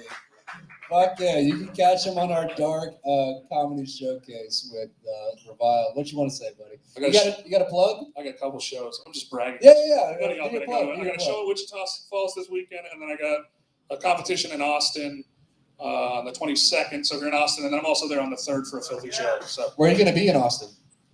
Creek in the Cave. There you go. Nice. Creek and Cave in Austin, August 22nd, or Wichita Falls this weekend. Spencer O'Neill, everybody. If you were ever homeless, you would know that you would keep that dog alive for warmth and sex. You wouldn't eat it. Jesus fucking Christ. Thank you, Gordon. Okay, coming to the stage next. He's probably the only comedian I've ever seen have his own professional video set up too. Please give it up for Ducky Wenzel, everybody. Quack, quack. Hi, everybody. Yeah. I love your name, dude. I'm sorry to interrupt. I love your name. Thank you so much. I appreciate it. Yeah. I am nervous as shit. Not because of the crowd, but this part of town kind of scares me a little bit. I'm probably the nerdiest person here because I actually paid for fucking parking over here. Did anyone else actually pay for their parking? Yeah, okay. It was 75 cents. Oh, mine's $15.95. I was like, fuck it, let's go. All right, y'all. I got paid last week and I spent it on hookers and booze. Yeah. No, I lied. I spent it on rent and utilities. But it's kind of the same thing. Either way, you're kind of getting fucked. So my name is Duck, and I suffer from anorexia. No, I'm fat as shit. I know. It's weird. I went to the doctor the other day, and she said I was fat, which kind of bothered me, you know? But she said I looked good for being fat, which kind of dampened the blow. At first, I thought she said I was a beast. But it turns out she said I was obese. So I was like, well, you're a fat bitch. It's the last time I take advice from a dentist. So we got any fat people in the audience? Any fatties anywhere? Woo! I saw you, big. You know? Yeah, brother. Why do you think we got so many fat people in Texas? Do you think it's because we got more room to move around? We're kind of like bass in a pond. We just get bigger and bigger. You ever see people at Walmart riding around in that little buggy? I heard if you get real big, they'll give you a golf cart. No, I'm sorry. I probably hurt some big person's feelings. You're going to call your server back, try to change your order. I think I'll have a salad with croutons and extra dressing on the side. I'm on a diet. Do big girls tan or do they just roll and rotate rotisserie style? I love that fucking joke. I think maybe that made me laugh. I fucking love that joke. It's so good. But guys, you were wrong. You were dead wrong when it comes to the big girls. Just know this. She can suck the glaze off a honey baked ham. Just imagine what that bitch can do for you. No, I love fucking big girls. It's great. The sex is amazing. It definitely doesn't feel like you're fucking a beanbag. No, big girls are so good in bed. They're so passionate. They really give it their all. It's crazy because they just don't know when they're going to get it again. Oh, fuck. Same with the big guys. We're passionate. Just don't expect much thrusting. It's more of a swivel and a jiggle. A swivel jiggle. No, I love fucking big girls. It's amazing. It's kind of like going on a treasure hunt. You never know what you'll find in the crevices. I once found a whole box of Cracker Jacks. Shit, the toy was still in there too. So I come from a big family, which is weird because my father can never remember our names. He's always like, come here, Mike, Matt, Laura, Duck, Eric, you know your name. It got weirder when he started calling us by the dogs' names. Come here, Rufus, Lucky, Buddy. It even got to the point he just started calling us by his pet peeves. Come here, loses the remote. Get over here, never cleans his room. What are you doing? Slept with his own cousin? Oh, that's right. I come from the hill people of Western Pennsylvania. Dun, dun, dun, dun, dun, dun, dun. So people say sleeping with your own cousin is a bad thing. It might be weird, but it's not all bad. I mean, at least you already know everyone at the family reunion. God damn it, when I drink, I can never get that word out. Same here. So I am polyamorous, which is crazy because I'm in a very healthy relationship. It's just me and my girlfriend, and my girlfriend's boyfriend, and my girlfriend's boyfriend's boyfriend's girlfriend. There's just a shit ton of us. My girlfriend's also a kinkster, which is crazy because I'm not. That means she's into some really kinky shit. So I might come home on a Saturday night. She's got all the whips and chains laid out. She's like, come on, smack me, daddy. I want you to hit me. Hit me harder than you ever hit me before. And I'm like, are you sure? It is 1:30 in the morning, and we have to be up in 6 hours for church. So I believe women, and I believe women, they say size doesn't matter. But I recently bought a new phone. I went from a 5-inch white Android to an 8-inch black iPhone. And I'm sitting there holding them both in my hand and just really feeling them out. And I'm thinking, size might matter. These women be lying. So I bought a new car the other day, and I had to call up my dad as a mechanic. I'm like, Dad, I blew a tranny out in Dallas. He's like, what? The car broke down. You just bought it. I said, no. The car is fine. But the tranny said the blowjob was terrible. All right, that's my time. Thank you. Ducky Wenzel. I appreciate it, y'all. Thank you so much. Thanks for coming out, buddy. All right. I thought that was Ed Sheeran with a gland disorder. God damn it. All right. Coming up to the stage next, he's a really good friend of the show. I'm really happy to call him one of my friends. Please make some noise for him because he can't see you. He has to hear you. Give it up for Ali Nazari, everybody. What the fuck is that? Whoa.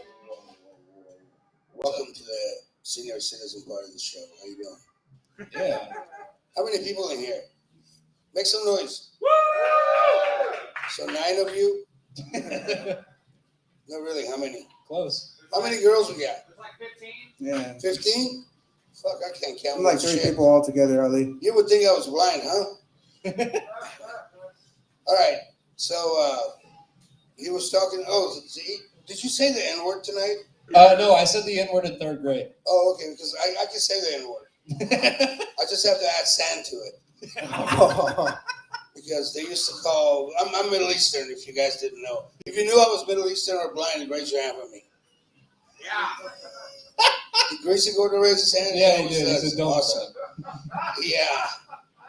So, and I like how you separated the Muslims tonight. Yeah. Every time. You know, it was either he was down there or he was up here and I was over there, so we don't blow up. Kill everybody. Not my God, not my problem, Ali. Yeah, I know. But you did a good job. That was good. Yeah. So I've been blind for about 4 years now, which is awesome. You know, I don't see the ugly shit in this world, and I miss looking at cute asses. So, but you know, I get there's so many titties that makes up for the cute asses. And if you guys want to see a cute ass, you want to touch it, come and get my cane, or Noah. Noah's got one. He breaks TVs with it. Fucking asshole. You got to hold that shit to the ground, man. Yeah, we got to hold I told him that's what he gets for harassing the blind. You can't walk blind. around with your penis in your hand like this and you break shit. Run into stuff. We got any Christians in here? 3? Any Catholics? No? You got to make noise, Gordo. I was born Catholic. Yeah? Well, you know why the Catholics don't like abortion? No. Because they need new kids for the fucking priest. That's so fucking good. And you know what happens when you're standing up in church and sitting down, kneeling down, getting up, doing all that shit? The fucking priest is shopping.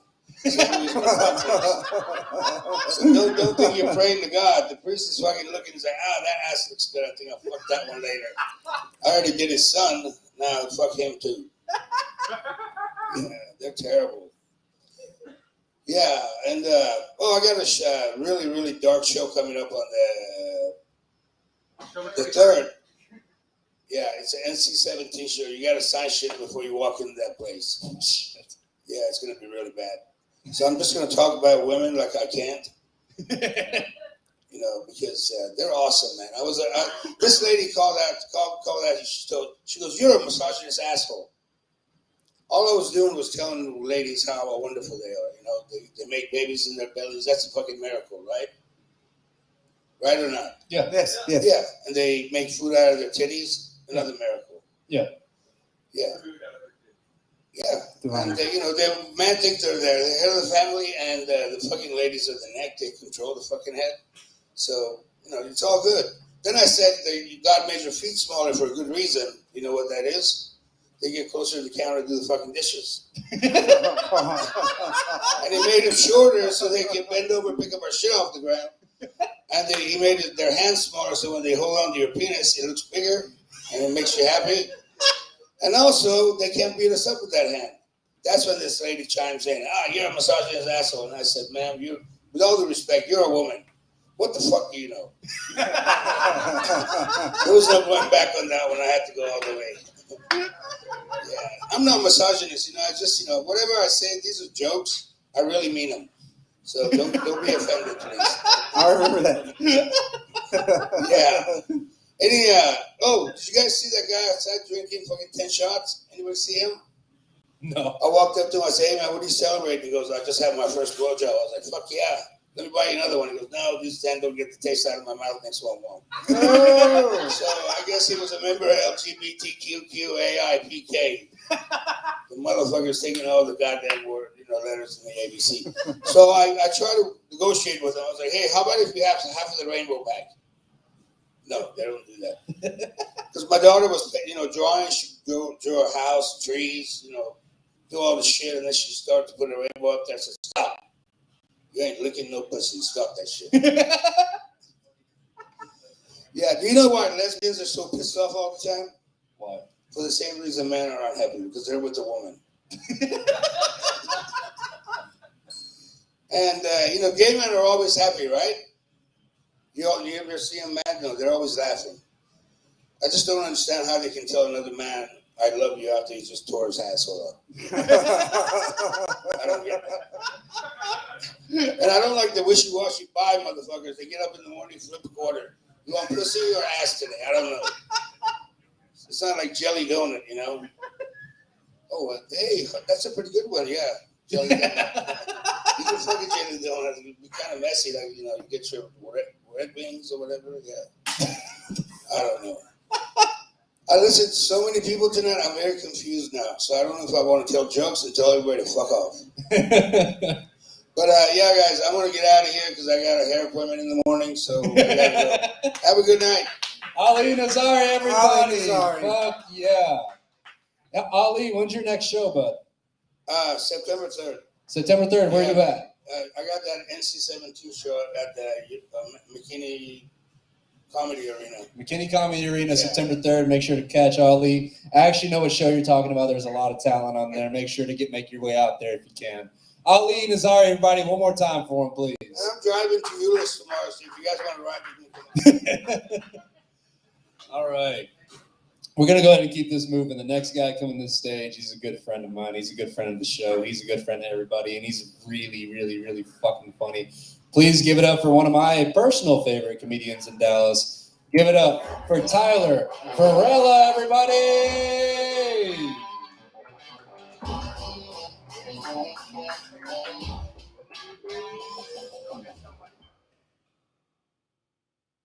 Hey. Hello. How you guys doing? Y'all all right? Yeah. All right. These jokes are probably going to seem a little bit lame to y'all because, I don't know, you guys look hard as fuck, and I'm about to talk about colors. I'm going to talk about colors and, like, soft things and vaping and things like that. Is that all right with you guys? Talk about, like, something more soft, tone it down a little bit? Of course. The reason I say this is because I came here one time and I saw a guy cleaning up a stab wound in the bathroom one time. So I know, like, I don't really ever feel like talking about this stuff here, but I'm still going to. You guys all from Dallas, or? Yeah? What part of Dallas are you guys from?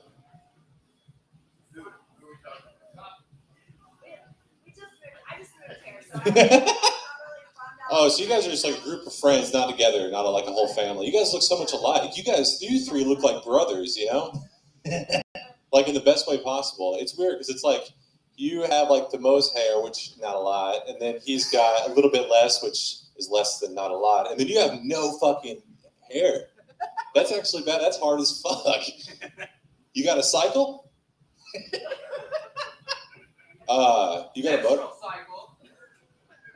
What the fuck did you say? I actually missed what you said. He said a menstrual cycle. Menstrual cycle, good lord. He's calling me a bitch. No, that's not right, man. No, it's not. You gonna take that shit, or are we all gonna fight together? Orgy. A little bit of combat orgy, never hurt anybody? Nothing more metal than this motherfucker right here. Yeah. Yeah? Yeah. Pretty much. All right, I guess I'm gonna have to go my act now. Shit. So, can everyone do me a favor right now? To be honest with you, can you guys all do me? Tell me if you can, but can you guys all just tighten and untighten your buttholes for me, just please? I saw the bald one doing it. I witnessed the like. No, just like really honestly tighten and untighten your asshole for me really quick, everybody. There, perfect. Thank you. Thank you, ma'am. Now, everyone, look at each other.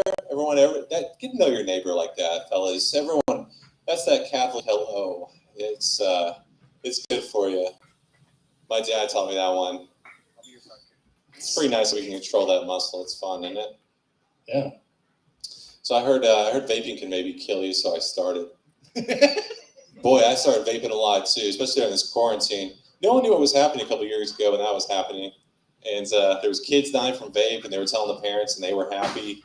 And it just kept on going. No one knew what was happening. And then COVID came, and then we were like, was it COVID killing the kids? And they were like, yep. It wasn't fucking vaping, I can tell you that much. And now I do it too much. Now I'm trying to vape even more now. I don't know. Now I have to quit. I don't know. Anyone here vape? No. Yeah. All right. I'm trying to quit because it's too much money. And I don't like to spend it. And honestly, like, I had someone tell me the other day that I'm addicted to it. And that's why I won't quit, which is fucking bullshit. Like, I'm not addicted. I'm just not myself without it anymore, is all I'm saying. Like, I'm not addicted to it. I'm really not. Sometimes I crave it more than water. Okay, fine. That's okay. Fine. More than water. I don't know what I'm talking about. This is actually true now that we're on the topic of smoking. My dad, he actually quit fucking smoking recently after 25 fucking years. Hell yeah. That shit. Done with it. Yeah, good shit. No applause for my dad. These guys don't give a fuck about my father. That's a hard thing to do, is quit an addiction after 25 years. You guys don't know fucking shit about addiction. Yeah, he died. My dad died, so that's why he quit. So it's more like smoking really quit him. Seizing the earth. Good for him, man. I like to think he's up there smoking with God now. He wasn't really a quitter. No, it wasn't in his blood. That's why it's so hard for me to quit vaping, man, because I'm so bad at giving up. Got a strong soul. Just like my dad. Thought about this today. People always think, oh, Tally, you probably had an easy life. You're white. And then I tell them, I didn't, actually. I went my whole life not having a fucking favorite color. Really. Yeah, I know. Believe it. Believe it or not. Never had a favorite color ever. Yeah. I don't know if you guys ever had a favorite color. People always ask you what your favorite color was. I never had an answer. I always had a lie. Blue, pink. It was different every fucking time. You guys don't know what the fuck that feels like. To not have a favorite. I don't see color. I mean, I don't. Somebody else talking about racism. I personally don't like it. You guys probably do. Just by glancing. I'm not a fan. I actually don't like racism. I do have like a least favorite race.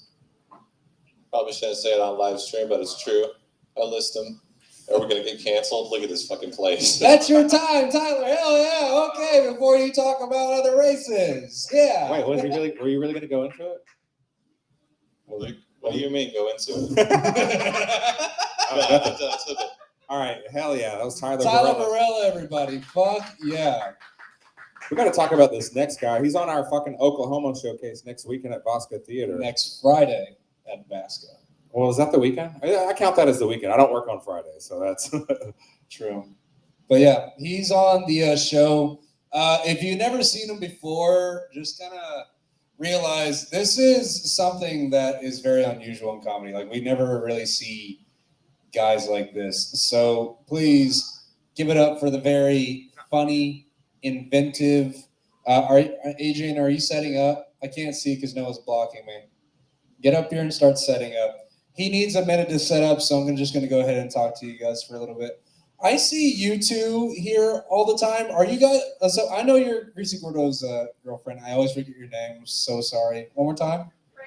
Brittany. And what's your name, bud? David. Do you know Gordo as well? How do you know Gordo? You known him for a decade? What was he like when he was younger? Was he thinner or was he always fat? He was fat, he was thin, and he was fat. Jesus Christ. Have you always been like that, or were you thin too? I don't know either. That's why I was fat. So I'm 5'8". My Tinder profile says 5'11", but don't tell them. But I'm 5'8", and I ballooned up to 225 pounds at one point.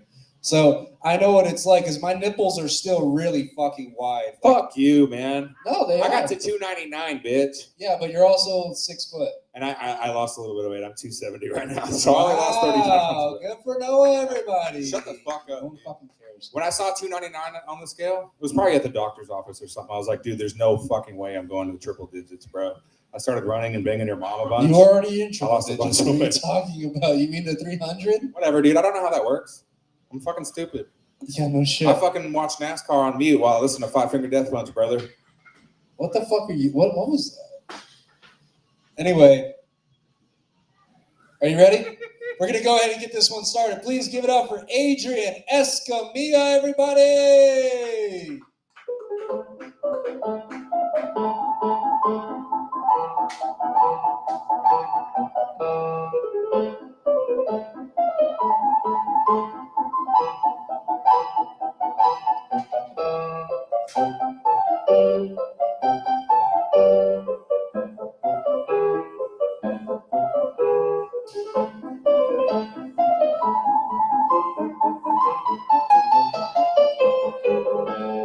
You cannot have a protagonist without desire. It doesn't make any sense. Any fucking sense.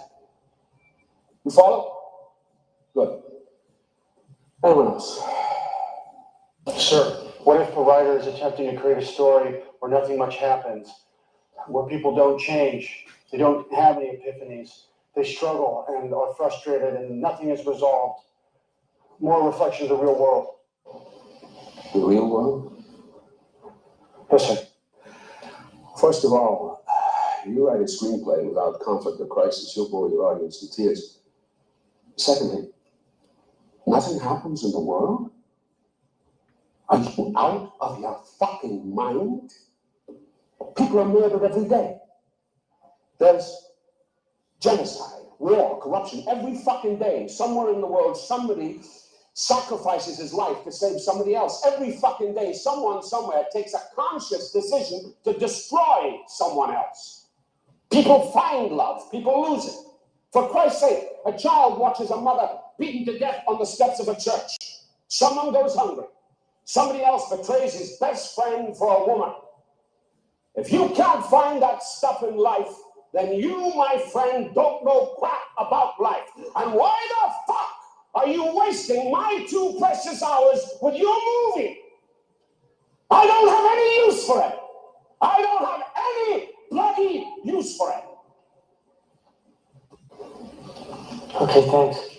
Good. Anyone else?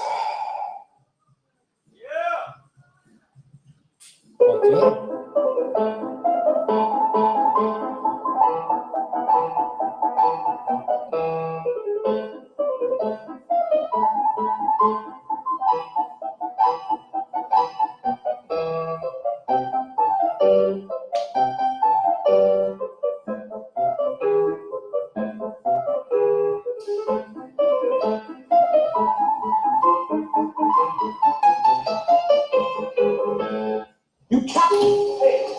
Hey, sorry, late.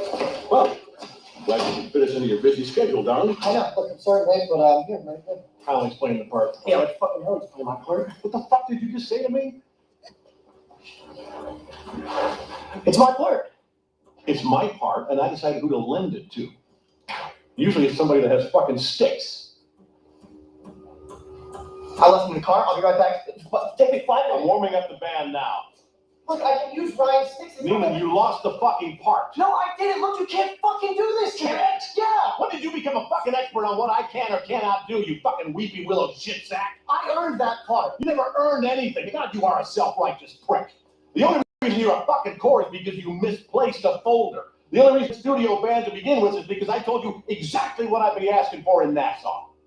Am I wrong? Yeah, I'm in studio band because I'm the Hey, why don't you just back off? up? can cut you any fucking time I want. You would have cut me right.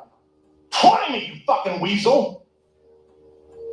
At 5:30, that's in exactly 11 minutes. My band is on stage. If your ass is not on that stool with your own fucking sticks in hand, or if you make one fucking mistake, I will drum your ass back to Nassau where you can turn pages until you graduate or fucking drop out. By the time you're done at Schaefer, you're gonna make Daddy look like a fucking success story. Got it? Or we can let Johnny Utah play the part. You choose. That's my part. I'll be on your stage. Fuck. You got 10 minutes, you fucking pathetic pansy-ass brute fuck.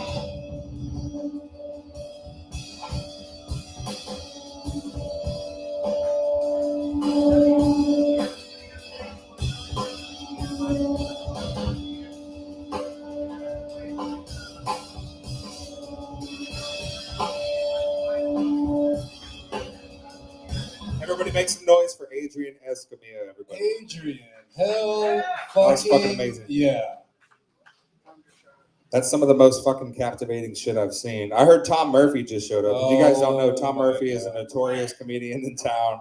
He's fucked up. We're gonna get him up here at some point, but let's get another comedian up here. Are you guys fucking having a good time or what? Yeah. I'm ready for more comedy.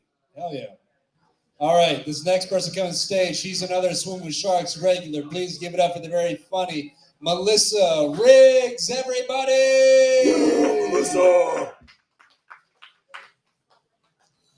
Hello. Everybody keeps telling me I need to stop doing Swimming with Sharks, Mike, because Deep Ellum is too crazy. But that's bullshit. I'm never going to stop doing this, Mike. Because I love it. This is the only place where you get shit for being too normal. And I love that.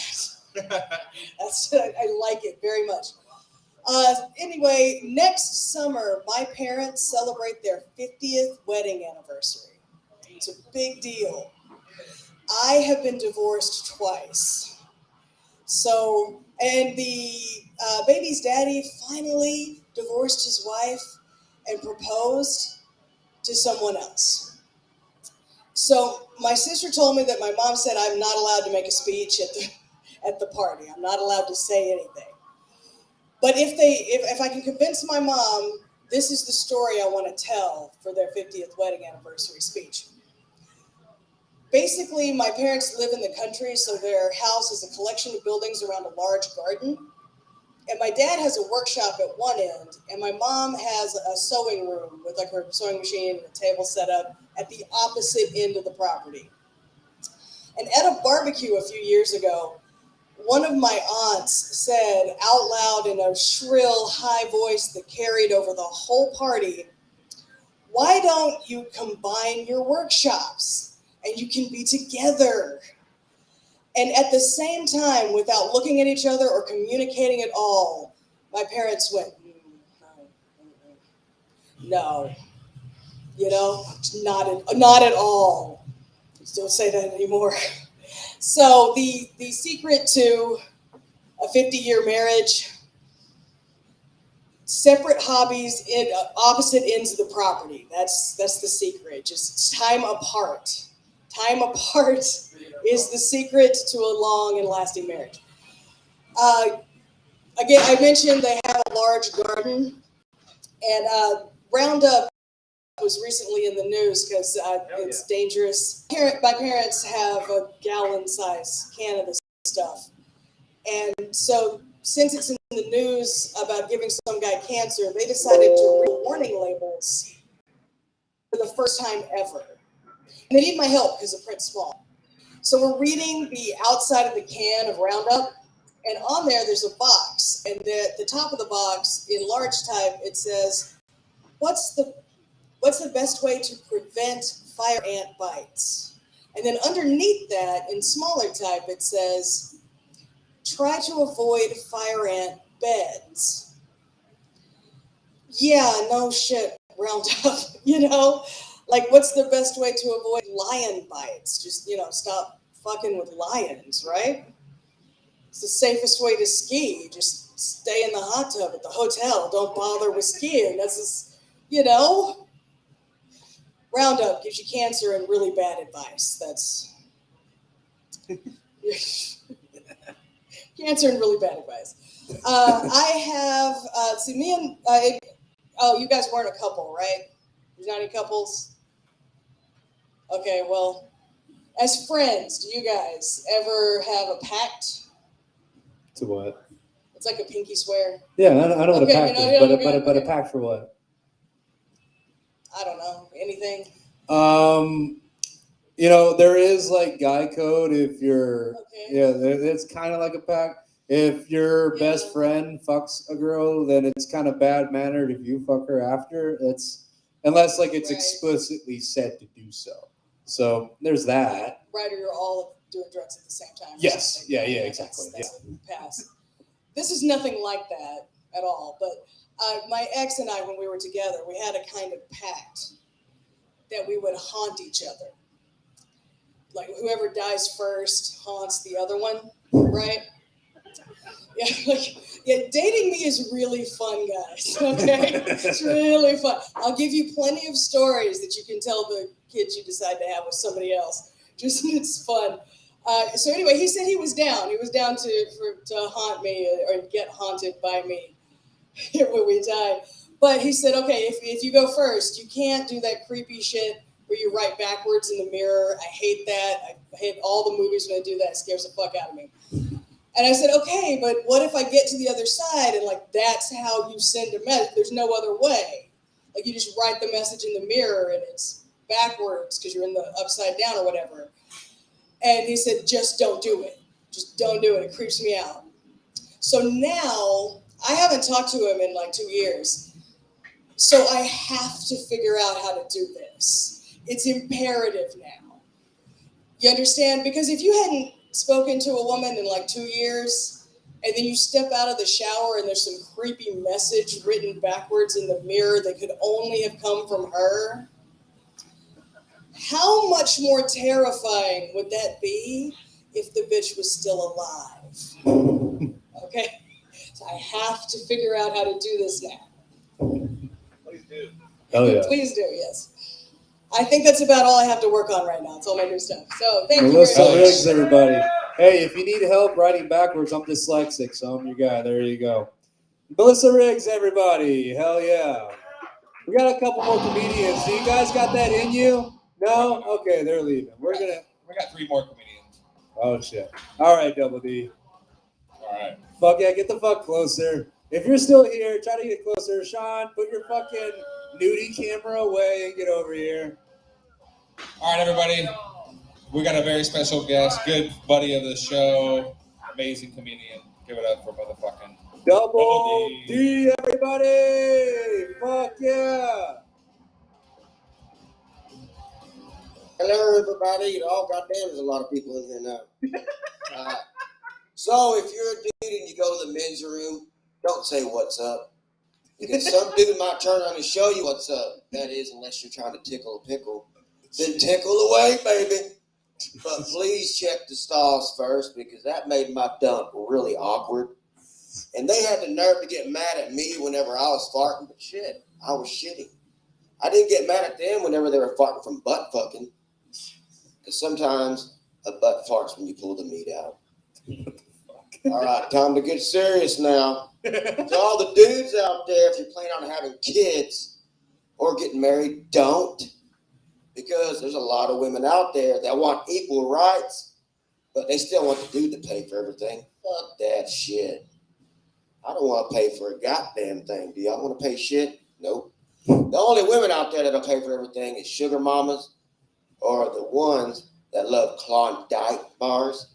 But I love Klondike bars too. I'm a big lesbo.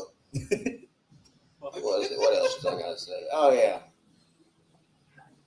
Anybody hear about Hugh Hefner? Anybody know that dude? I'm sure you do. He's been dead for a while, but one of his hoes has been bitching about, what is it? She was like, that motherfucker was gross to have sex with, and it felt like a chore. It's like, of course it was gross. You're fucking an old man, bitch. Get over it. And if it is a chore, it must be an easy one. Because the dude's old as fuck and she's hot as fuck.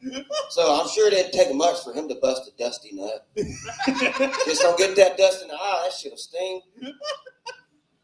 But talking about dudes that are pieces of shit, what about Nick Cannon?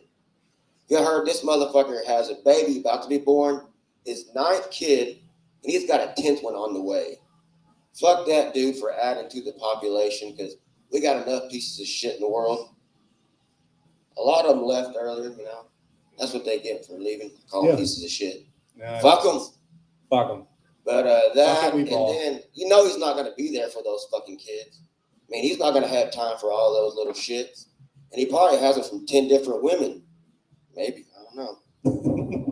Now, this next one's pretty good because earlier I spilled some gasoline on my hand while getting gas.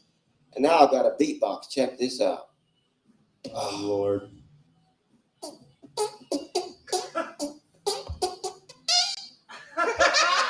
So, if there's any MCs out there, hit me up. We can make a single or something, you know? That shit could be fire. What the fuck is wrong with you?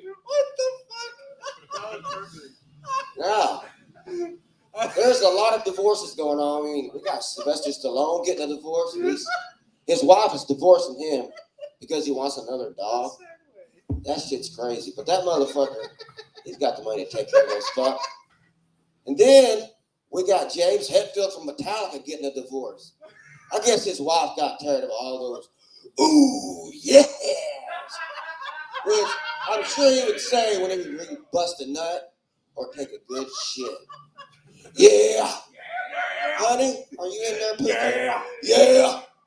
Taking a good old dump, baby. But don't stick up the place. Willie, well, how about you not be a big child? Ooh, yeah. Oh, yeah. What baby. the fuck just happened? Now, anybody know Bruce Lee? Yeah. Bruce Leroy? Now, that motherfucker, he's able to do that 1-inch punch. Do you know how? Because he's got a 1-inch penis. He gets a lot of practice in. But I hope that his ghost doesn't hear me tell that joke, because he might visit me in the middle of the night and mouth rape me.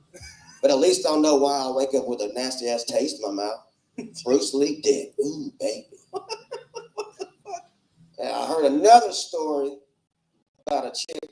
She's an actress named Miriam Margolis. Now, she was on the set of End of Days with Arnold Schwarzenegger, and she said that he deliberately farted in her face. She said they were on the ground in between scenes. He had her in a position where she couldn't get away, and he just lit one rib. But could you imagine having Arnold's ass in your face and then looking up at his face and him looking down saying, hey, how you doing down there? I got a little surprise for you, Miriam. Check this out. You nasty motherfucker fart in my face. Hey, you need to chill out. Don't be a party pooper. Unless you want to become prey for the predator. Ooh, yeah, baby. Is that good? Is that 5 minutes? We got almost. I know it's close. That was about 5 minutes. Oh, fuck yeah, I'm tearing it up. Double T, everybody. Holy shit. That was amazing. Hey, that was actually good. He's going to be at the Oklahoma Showcase as well. Yeah, he is. God, fuck. Dude, that was your best set by far. That was your best his set you've ever done. segues just like literally make no sense. Like, Please do that exact set in Oklahoma. yeah, you'll actually fucking do all right. Holy fuck. Except I missed the Amber Heard joke. You gotta You gotta work that in. All right, here we go. Fuck yeah. Okay. Next up on the stage, you can find him all over Dallas, all over the internet, wherever the fuck he's from. Please give it up for Sean K, everybody! It's Sean K. The showman. Look at that jacket. Holy shit, your best Stephen A. Smith. I love it. This is more Stephen A. Amazon, actually. I bang on a budget, y'all. This is how I fucking roll in life. Where'd you get that jacket? I'm pretty sure either Groupon or Amazon. I just know that whatever it was, it ended with on. Yeah, it's great to be here. I love RENO'S, man. RENO'S such a special place, dude. This is such a special place. It's like especially when you walk through those like front doors and shit, and you see that first scene and everything. I feel like it's so special. You would give like the average Me Too chick some PTSD, you know? I think that's special. That's a very special place. Jesus. You know, I also meet some amazing characters and shit. Not including these dudes right here. You know, these guys. This is Reno's basic right here. These two right here. But like, I remember meeting this guy some weeks back and shit. This dude, hardcore as fuck, like tatted everywhere. I'm talking about on his head, his face, everything. And then this dude was wearing a tank top, and you can see like all of his body ink and stuff. I don't know. Yeah, he means I didn't get his name. But like, he had this dope 3D tattoo on his chest, and I was like, dude, this is fucking awesome. I was like, yo, how did you get that 3D tattoo? And he was like, oh, that's my nipple. The fuck? Is that Al? Is that Al? Does it sound like Al's nipple? Well, it probably wasn't Al. Fucking Christ. Maybe it was Al's pal. I don't know. Who fucking knows? But yeah, man. If you Google references me as a showman because I type it in there. But I am a showman by career title and shit. I do a lot of crazy ass productions. You know, like a lot of fuck ton of shows all around the country and shit. And blow it out with like sometimes we go above and beyond. I did a gig in downtown Chicago at the Planetarium a few months back, and we brought this crazy concert sound setup. I don't want to like brag how fucking dope it was, but we blew out Uranus. God damn it. Yeah. Okay. Pluto was fine. Yeah. But Uranus was fucked up, though. It was fucked up. But you learn a lot, because I do like a lot of these like cultural events, right? And I'm like working with all these different like cultural ethnic groups and shit. No one knows exactly what I'm talking about.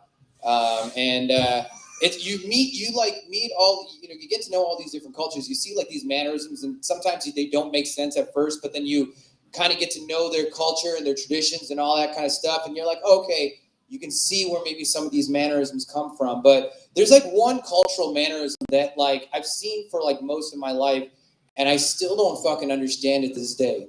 White people. Yeah. What the fuck happens to you when you meet strangers in social settings? It makes no fucking sense what happens. Y'all do the same fucking thing. Only white people do this shit, all right?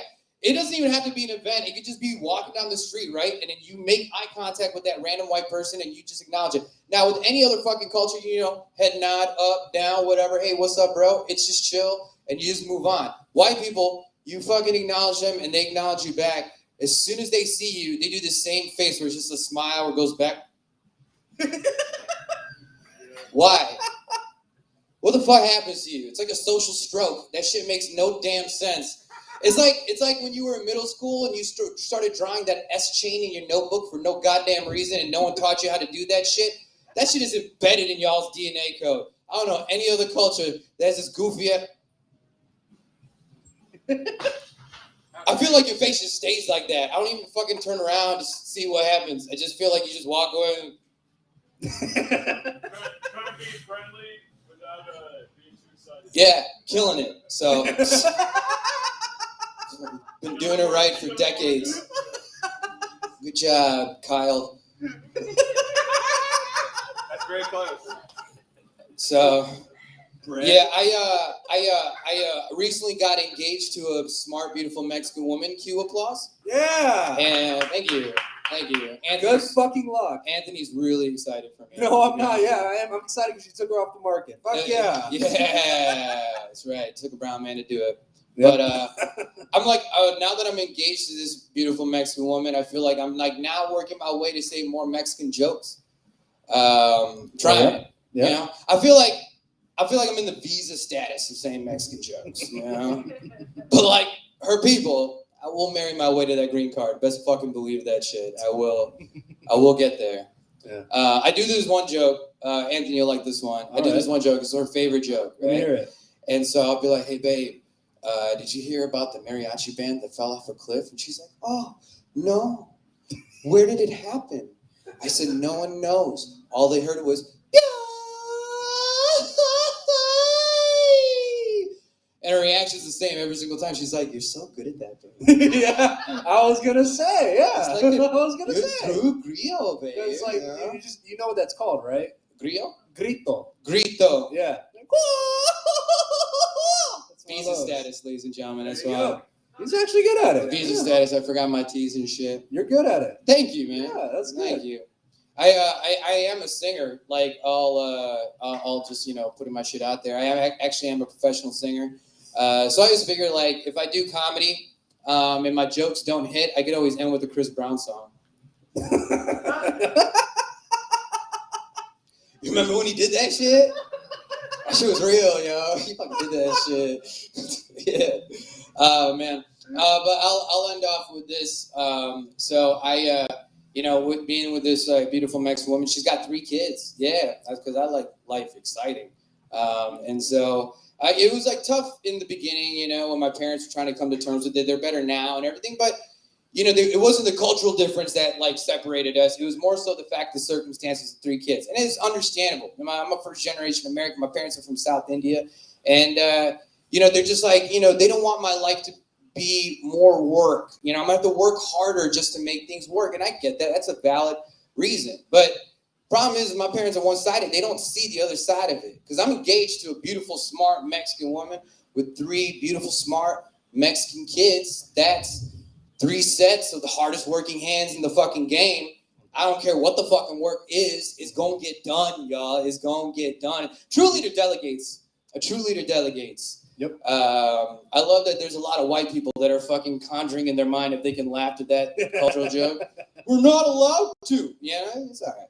You'll be all right. Me and Adrian are smiling, so that's your cue. All right, well, that's my cue. Thank you guys so much. I'm Sean K. Showman. Give it up for Sean K, everybody. Hell yeah. Hey, when's your next show, motherfucker?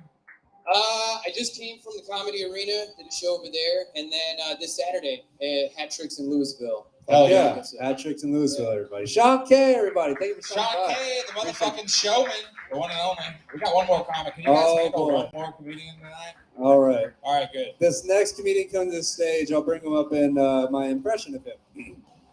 Yeah, coming to the stage. Yeah, it's one of my good friends, one of my favorite comedians in the scene. Give it up for Tom Murphy, everybody. It's Tom Murphy. Yeah. Yep. That's what it sounds like. Yeah. How's it going? Yeah, I do feel like it's never good when a guy who looks like me opens with this, but I do feel the need to defend the whites. Yeah. I don't know why. The whites never defend me, Fucking, yeah, I get looks at Trader Joe's, It's fucking, because I think the whites you were talking about, I've seen that expression that you're referring to. Those are Gap whites. There's a lot of us Ross's dress for less whites out there, and yeah, we don't have the brain aneurysm every time we greet each other. I do the stolen valor greeting is how I say hi to people. I do the hey, let them think, especially if I got like a shaved head at the time. It's like yeah, I'll fucking. Yeah, let him think I was in Desert Storm or something. Yeah. I got suicidal thoughts and a drug dependency, so I could be a fed. Yeah. But yeah, you guys know about that incest porn? Did someone say no? Yeah, she did. The internet's gotten a lot weirder since last time you got on it. That's fucking. Yeah, incest porn is, I just don't understand. It became the default at some point. Because it's like I just go off of the thumbnail. It's like I'm not looking into whose genealogy, stepdaughter, stepsister, I don't. It's just like, she looks good, here we go. That's all it, But it's just, they would now just every fucking video is, it's starting to ruin other things than porn for me too. Like, if I'm watching like a sentimental family movie and like Tom Hanks is telling his daughter that he's proud of her, I start getting uncomfortable, It's like, Tom Hanks is just like, got Jennifer Lawrence on his knee or something, or, and it's like, I'm just so proud of you. You're my little girl. I just really, I start getting uncomfortable because I have an erection. Yeah. I at least made it Jennifer Lawrence. She's an age-appropriate pretend daughter for Tom Hanks to fuck, right? Yeah. Yeah. Yeah. Shit. Yeah, you know, I actually turned down sex once. I feel like that should be a... Did that land there? What happened there? He missed again. No, you're good. This is your operation. You're welcome to... what was it talking about? Talking about Tom Hanks and his... Tom Hanks. Sorry. Oh, yeah, turned down sex. Yeah. They're paying attention. We're not. Yeah. It's, well, it's a pretty shocking admission for a guy who looks like me. I wasn't going to say anything, but... I'll swear on a stack of Bibles with the pages stuck together. I turned it. That Leviticus gets pretty wild. But what was it? Oh yeah, I turned down sex because it was an 18-year-old girl and I'm 30, and I felt like that was weird, you know, and I was not a good. It felt. But the problem is with that is you don't get any credit for doing that. Like, no one tells you when you're turning down sex with the 18-year-old that there's not just a 25 to 35-year-old waiting in the wings to blow you. You know? It's like, no, you just go home and then whack off to a different 18-year-old on the internet. So it's like, what's even being solved here? You know, at least the one who was trying to fuck me didn't have a meth problem, you know? Fucking going fucking Pornhub or... Yeah. Does anyone know? It's literally not even it's just a practical. Anybody could shout it. Does anyone know how you tell if you have malware on your phone? Because I've gotten addicted to like full-length porn videos where half the time I'm not even watching the sex part. Like I'll just whack off to like the introduction of like, oh, I'm a postman. Then like it's like, oh, she's got shorts and she's talking to the post and they're gonna fuck later, and just that's enough to get me off. Like I grew up Catholic, so just knowing like they're gonna fuck later, I don't need to see it. But at some point these two are fucking. That's, you know. But oh yeah, but so I got addicted to like the full length videos, which you can't get on like the Pornhub and that. You got to go to .ru websites. I don't know if you guys know the country codes on the end, but .ru is not good. Yeah, it's fucking, yeah. Every now and then it turns out it thinks it's a Ukrainian. There's some political joke there. I don't even know what the fuck I'm saying.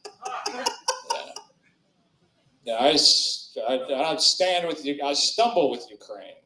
I'm an alcoholic and I'm confused by geopolitics. Really. You guys know about Ireland? Yeah. I'll just tell you guys a story, I guess, about there used to be this old black guy I knew. We were talking once. And then he started asking me what my religion was. He's like, hey man, you know, I've never really talked about it. Like, I don't care one way or the other, but like, I'm a Christian. Like, what are you? Like, what's your background or what's your? And I was like,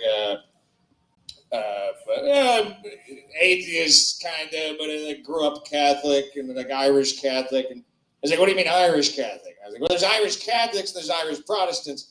The main point of being Irish Catholic is, you know, just not fucking, and when you have the opportunity, murdering an Irish Protestant. You know? He's like, what? He's just blown away by the whole thing. He's like, they're both white, they're both Irish. It's like, yep, but different brand of whiskey, so you got to kill them. You know, that's yeah. And he's like a 75-year-old black guy, and he's like, this is what I love about you whites. He's like, if you're on literally an island and there's just none of us around. Nobody around, just guys who look identical to you. You're like, yeah, we gotta kill them. We gotta fucking, you know, it's just in us. We're kind of aggressive neighbors, you know, even to ourselves. It's, yeah. But, yeah, you guys know about drinking? You like drinking? Yeah. Yeah. Yeah. It's a little more support than I got at the AA meeting. It's I like drinking a lot, but I just turned 30, which is when people start telling you you need to stop liking it as much as you do. You know? It's a fucking birthday party / like tepid intervention, you know, just a passive aggressive intervention, just fucking like, oh, you're gonna have another one. You're gonna have a, you know, it's like, I'm paying for this Applebee's meal, you know? Fucking, yeah. That's where the Rosses Dress for Less Whites go on special occasions. Dusting this one off for the GED graduation, you know? But, yeah, one thing that people have all these different rules around drinking, like what you're supposed to do. And one of the main ones you always hear is you should never drink alone. And there's one major problem with that as a rule is some of us are alone. Some of us have no love, no kids, no family who wants to talk to us, no woman in our life. And you're telling us to face it down sober. Preach. It's not right. You know? Preach. Yeah. Like, this could really be like a sermon at a Catholic church. This is, you say sermon or scene? Either way. You know, I was an altar boy. You know, there's a lot of overlap. Yeah, well, I'm Tom Murphy, and that's, yeah. Tom Murphy, everybody. Hey, stay up here real quick. Wait, I thought you were going to talk about the fucking... Talk about what? The what? You were going to talk about the fucking... What was he going to talk about? Well, I can be forgiven for forgetting it, because you clearly don't know what the yeah, fuck you don't know what the fuck. I totally just lost it. I forgot what you're... No, Tom, I was going to tell you. Hanks, I learned something today. So, did you know that... Don't worry about him. Did you know... He's going to be at the show in Oklahoma as well, by the way, just a heads up. It's good. I hope I meet him without the mask. By the way, just for you we people... might have met already. I don't even know who this is now. Just for the people in here, I don't know if we said this. Tom Murphy's actually headlining the show in Lawton, Oklahoma. So if you want to see 15 minutes of Tom Murphy, come out there. Wait, it's gonna hold be a on. lot of fucking fun. I saw you do this bit at fucking Hyenas. Oh, wait. I've seen you at Hyenas twice in the past. You're shattering the illusion of comedy. This was all off the top of my head. I've never even... Hold on. But when you're talking about being alone, alcoholics drinking alone. Oh, yeah, there was like Bob a the lot other more to night, it. yeah. But there was a lot more to that. It was amazing. Oh, did I say other things about it? It ain't shit the other night. You You should have never recorded made it. it. You should have recorded it. The other night it was all Mormons at the Hyenas open mic or something. What? No, you shouldn't drink alone. I was going to say, I learned something today. Like, this is actually true. So during the Mexican and American War, the Americans called the Irish to help them. Not the UK for obvious reasons. No, my grandfather used to get like shit-faced at Mexican bars Yeah, and start 'cause- bothering one of your uncles like, you know, we fought with you and we stood against the wasps in this country. Yeah. It's because they came and like the Americans like, yeah, you got to go you fight against the Mexicans. And they like, long story short, they found out the Mexicans are really fucking dope. They're like, fuck the Americans. We're going to fight with you guys. Yeah, we're all Catholic alcoholics. Yeah, exactly. It's the fucking best. So I thought about that. I was like, oh, that makes a lot of sense. That's why I like doing drugs with you. Like, it's a lot of fun. I'm on mushrooms right now. Oh, yeah. Try this fucking masked guy freaked out for a second. So you got to check in with the people around you to. Yeah, he's real.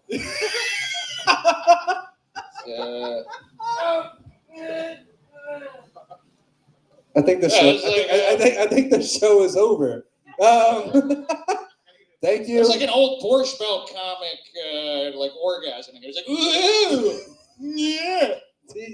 Do you have any shows coming up other than our Lawton show? Yeah, Lawton. I think there was another thing. Fucking check your fucking schedule. Make your plug to all 4 people. I got drunk alone and I made a glory hole. Yeah. Then I was really low. All right, we gotta end this show. What? How should we end this? Oh, no. Okay. Yeah, He's no, I have plugging. like no bookings this week. So. Okay, well, you're gonna be at our show in Okay, Lawton. Lawton? That's the show. Fuck yeah. we need people to show up so we can get paid. Fuck yeah. Bring some people. All right. Hell fuck. yeah, Tom Murphy. Give it up for all the comedians you heard tonight. We're gonna go do drugs in the alley. Woo! Yeah, I'm gonna start fucking heroin off some guy's dick later. This show is over. Thank you for coming out. I love you.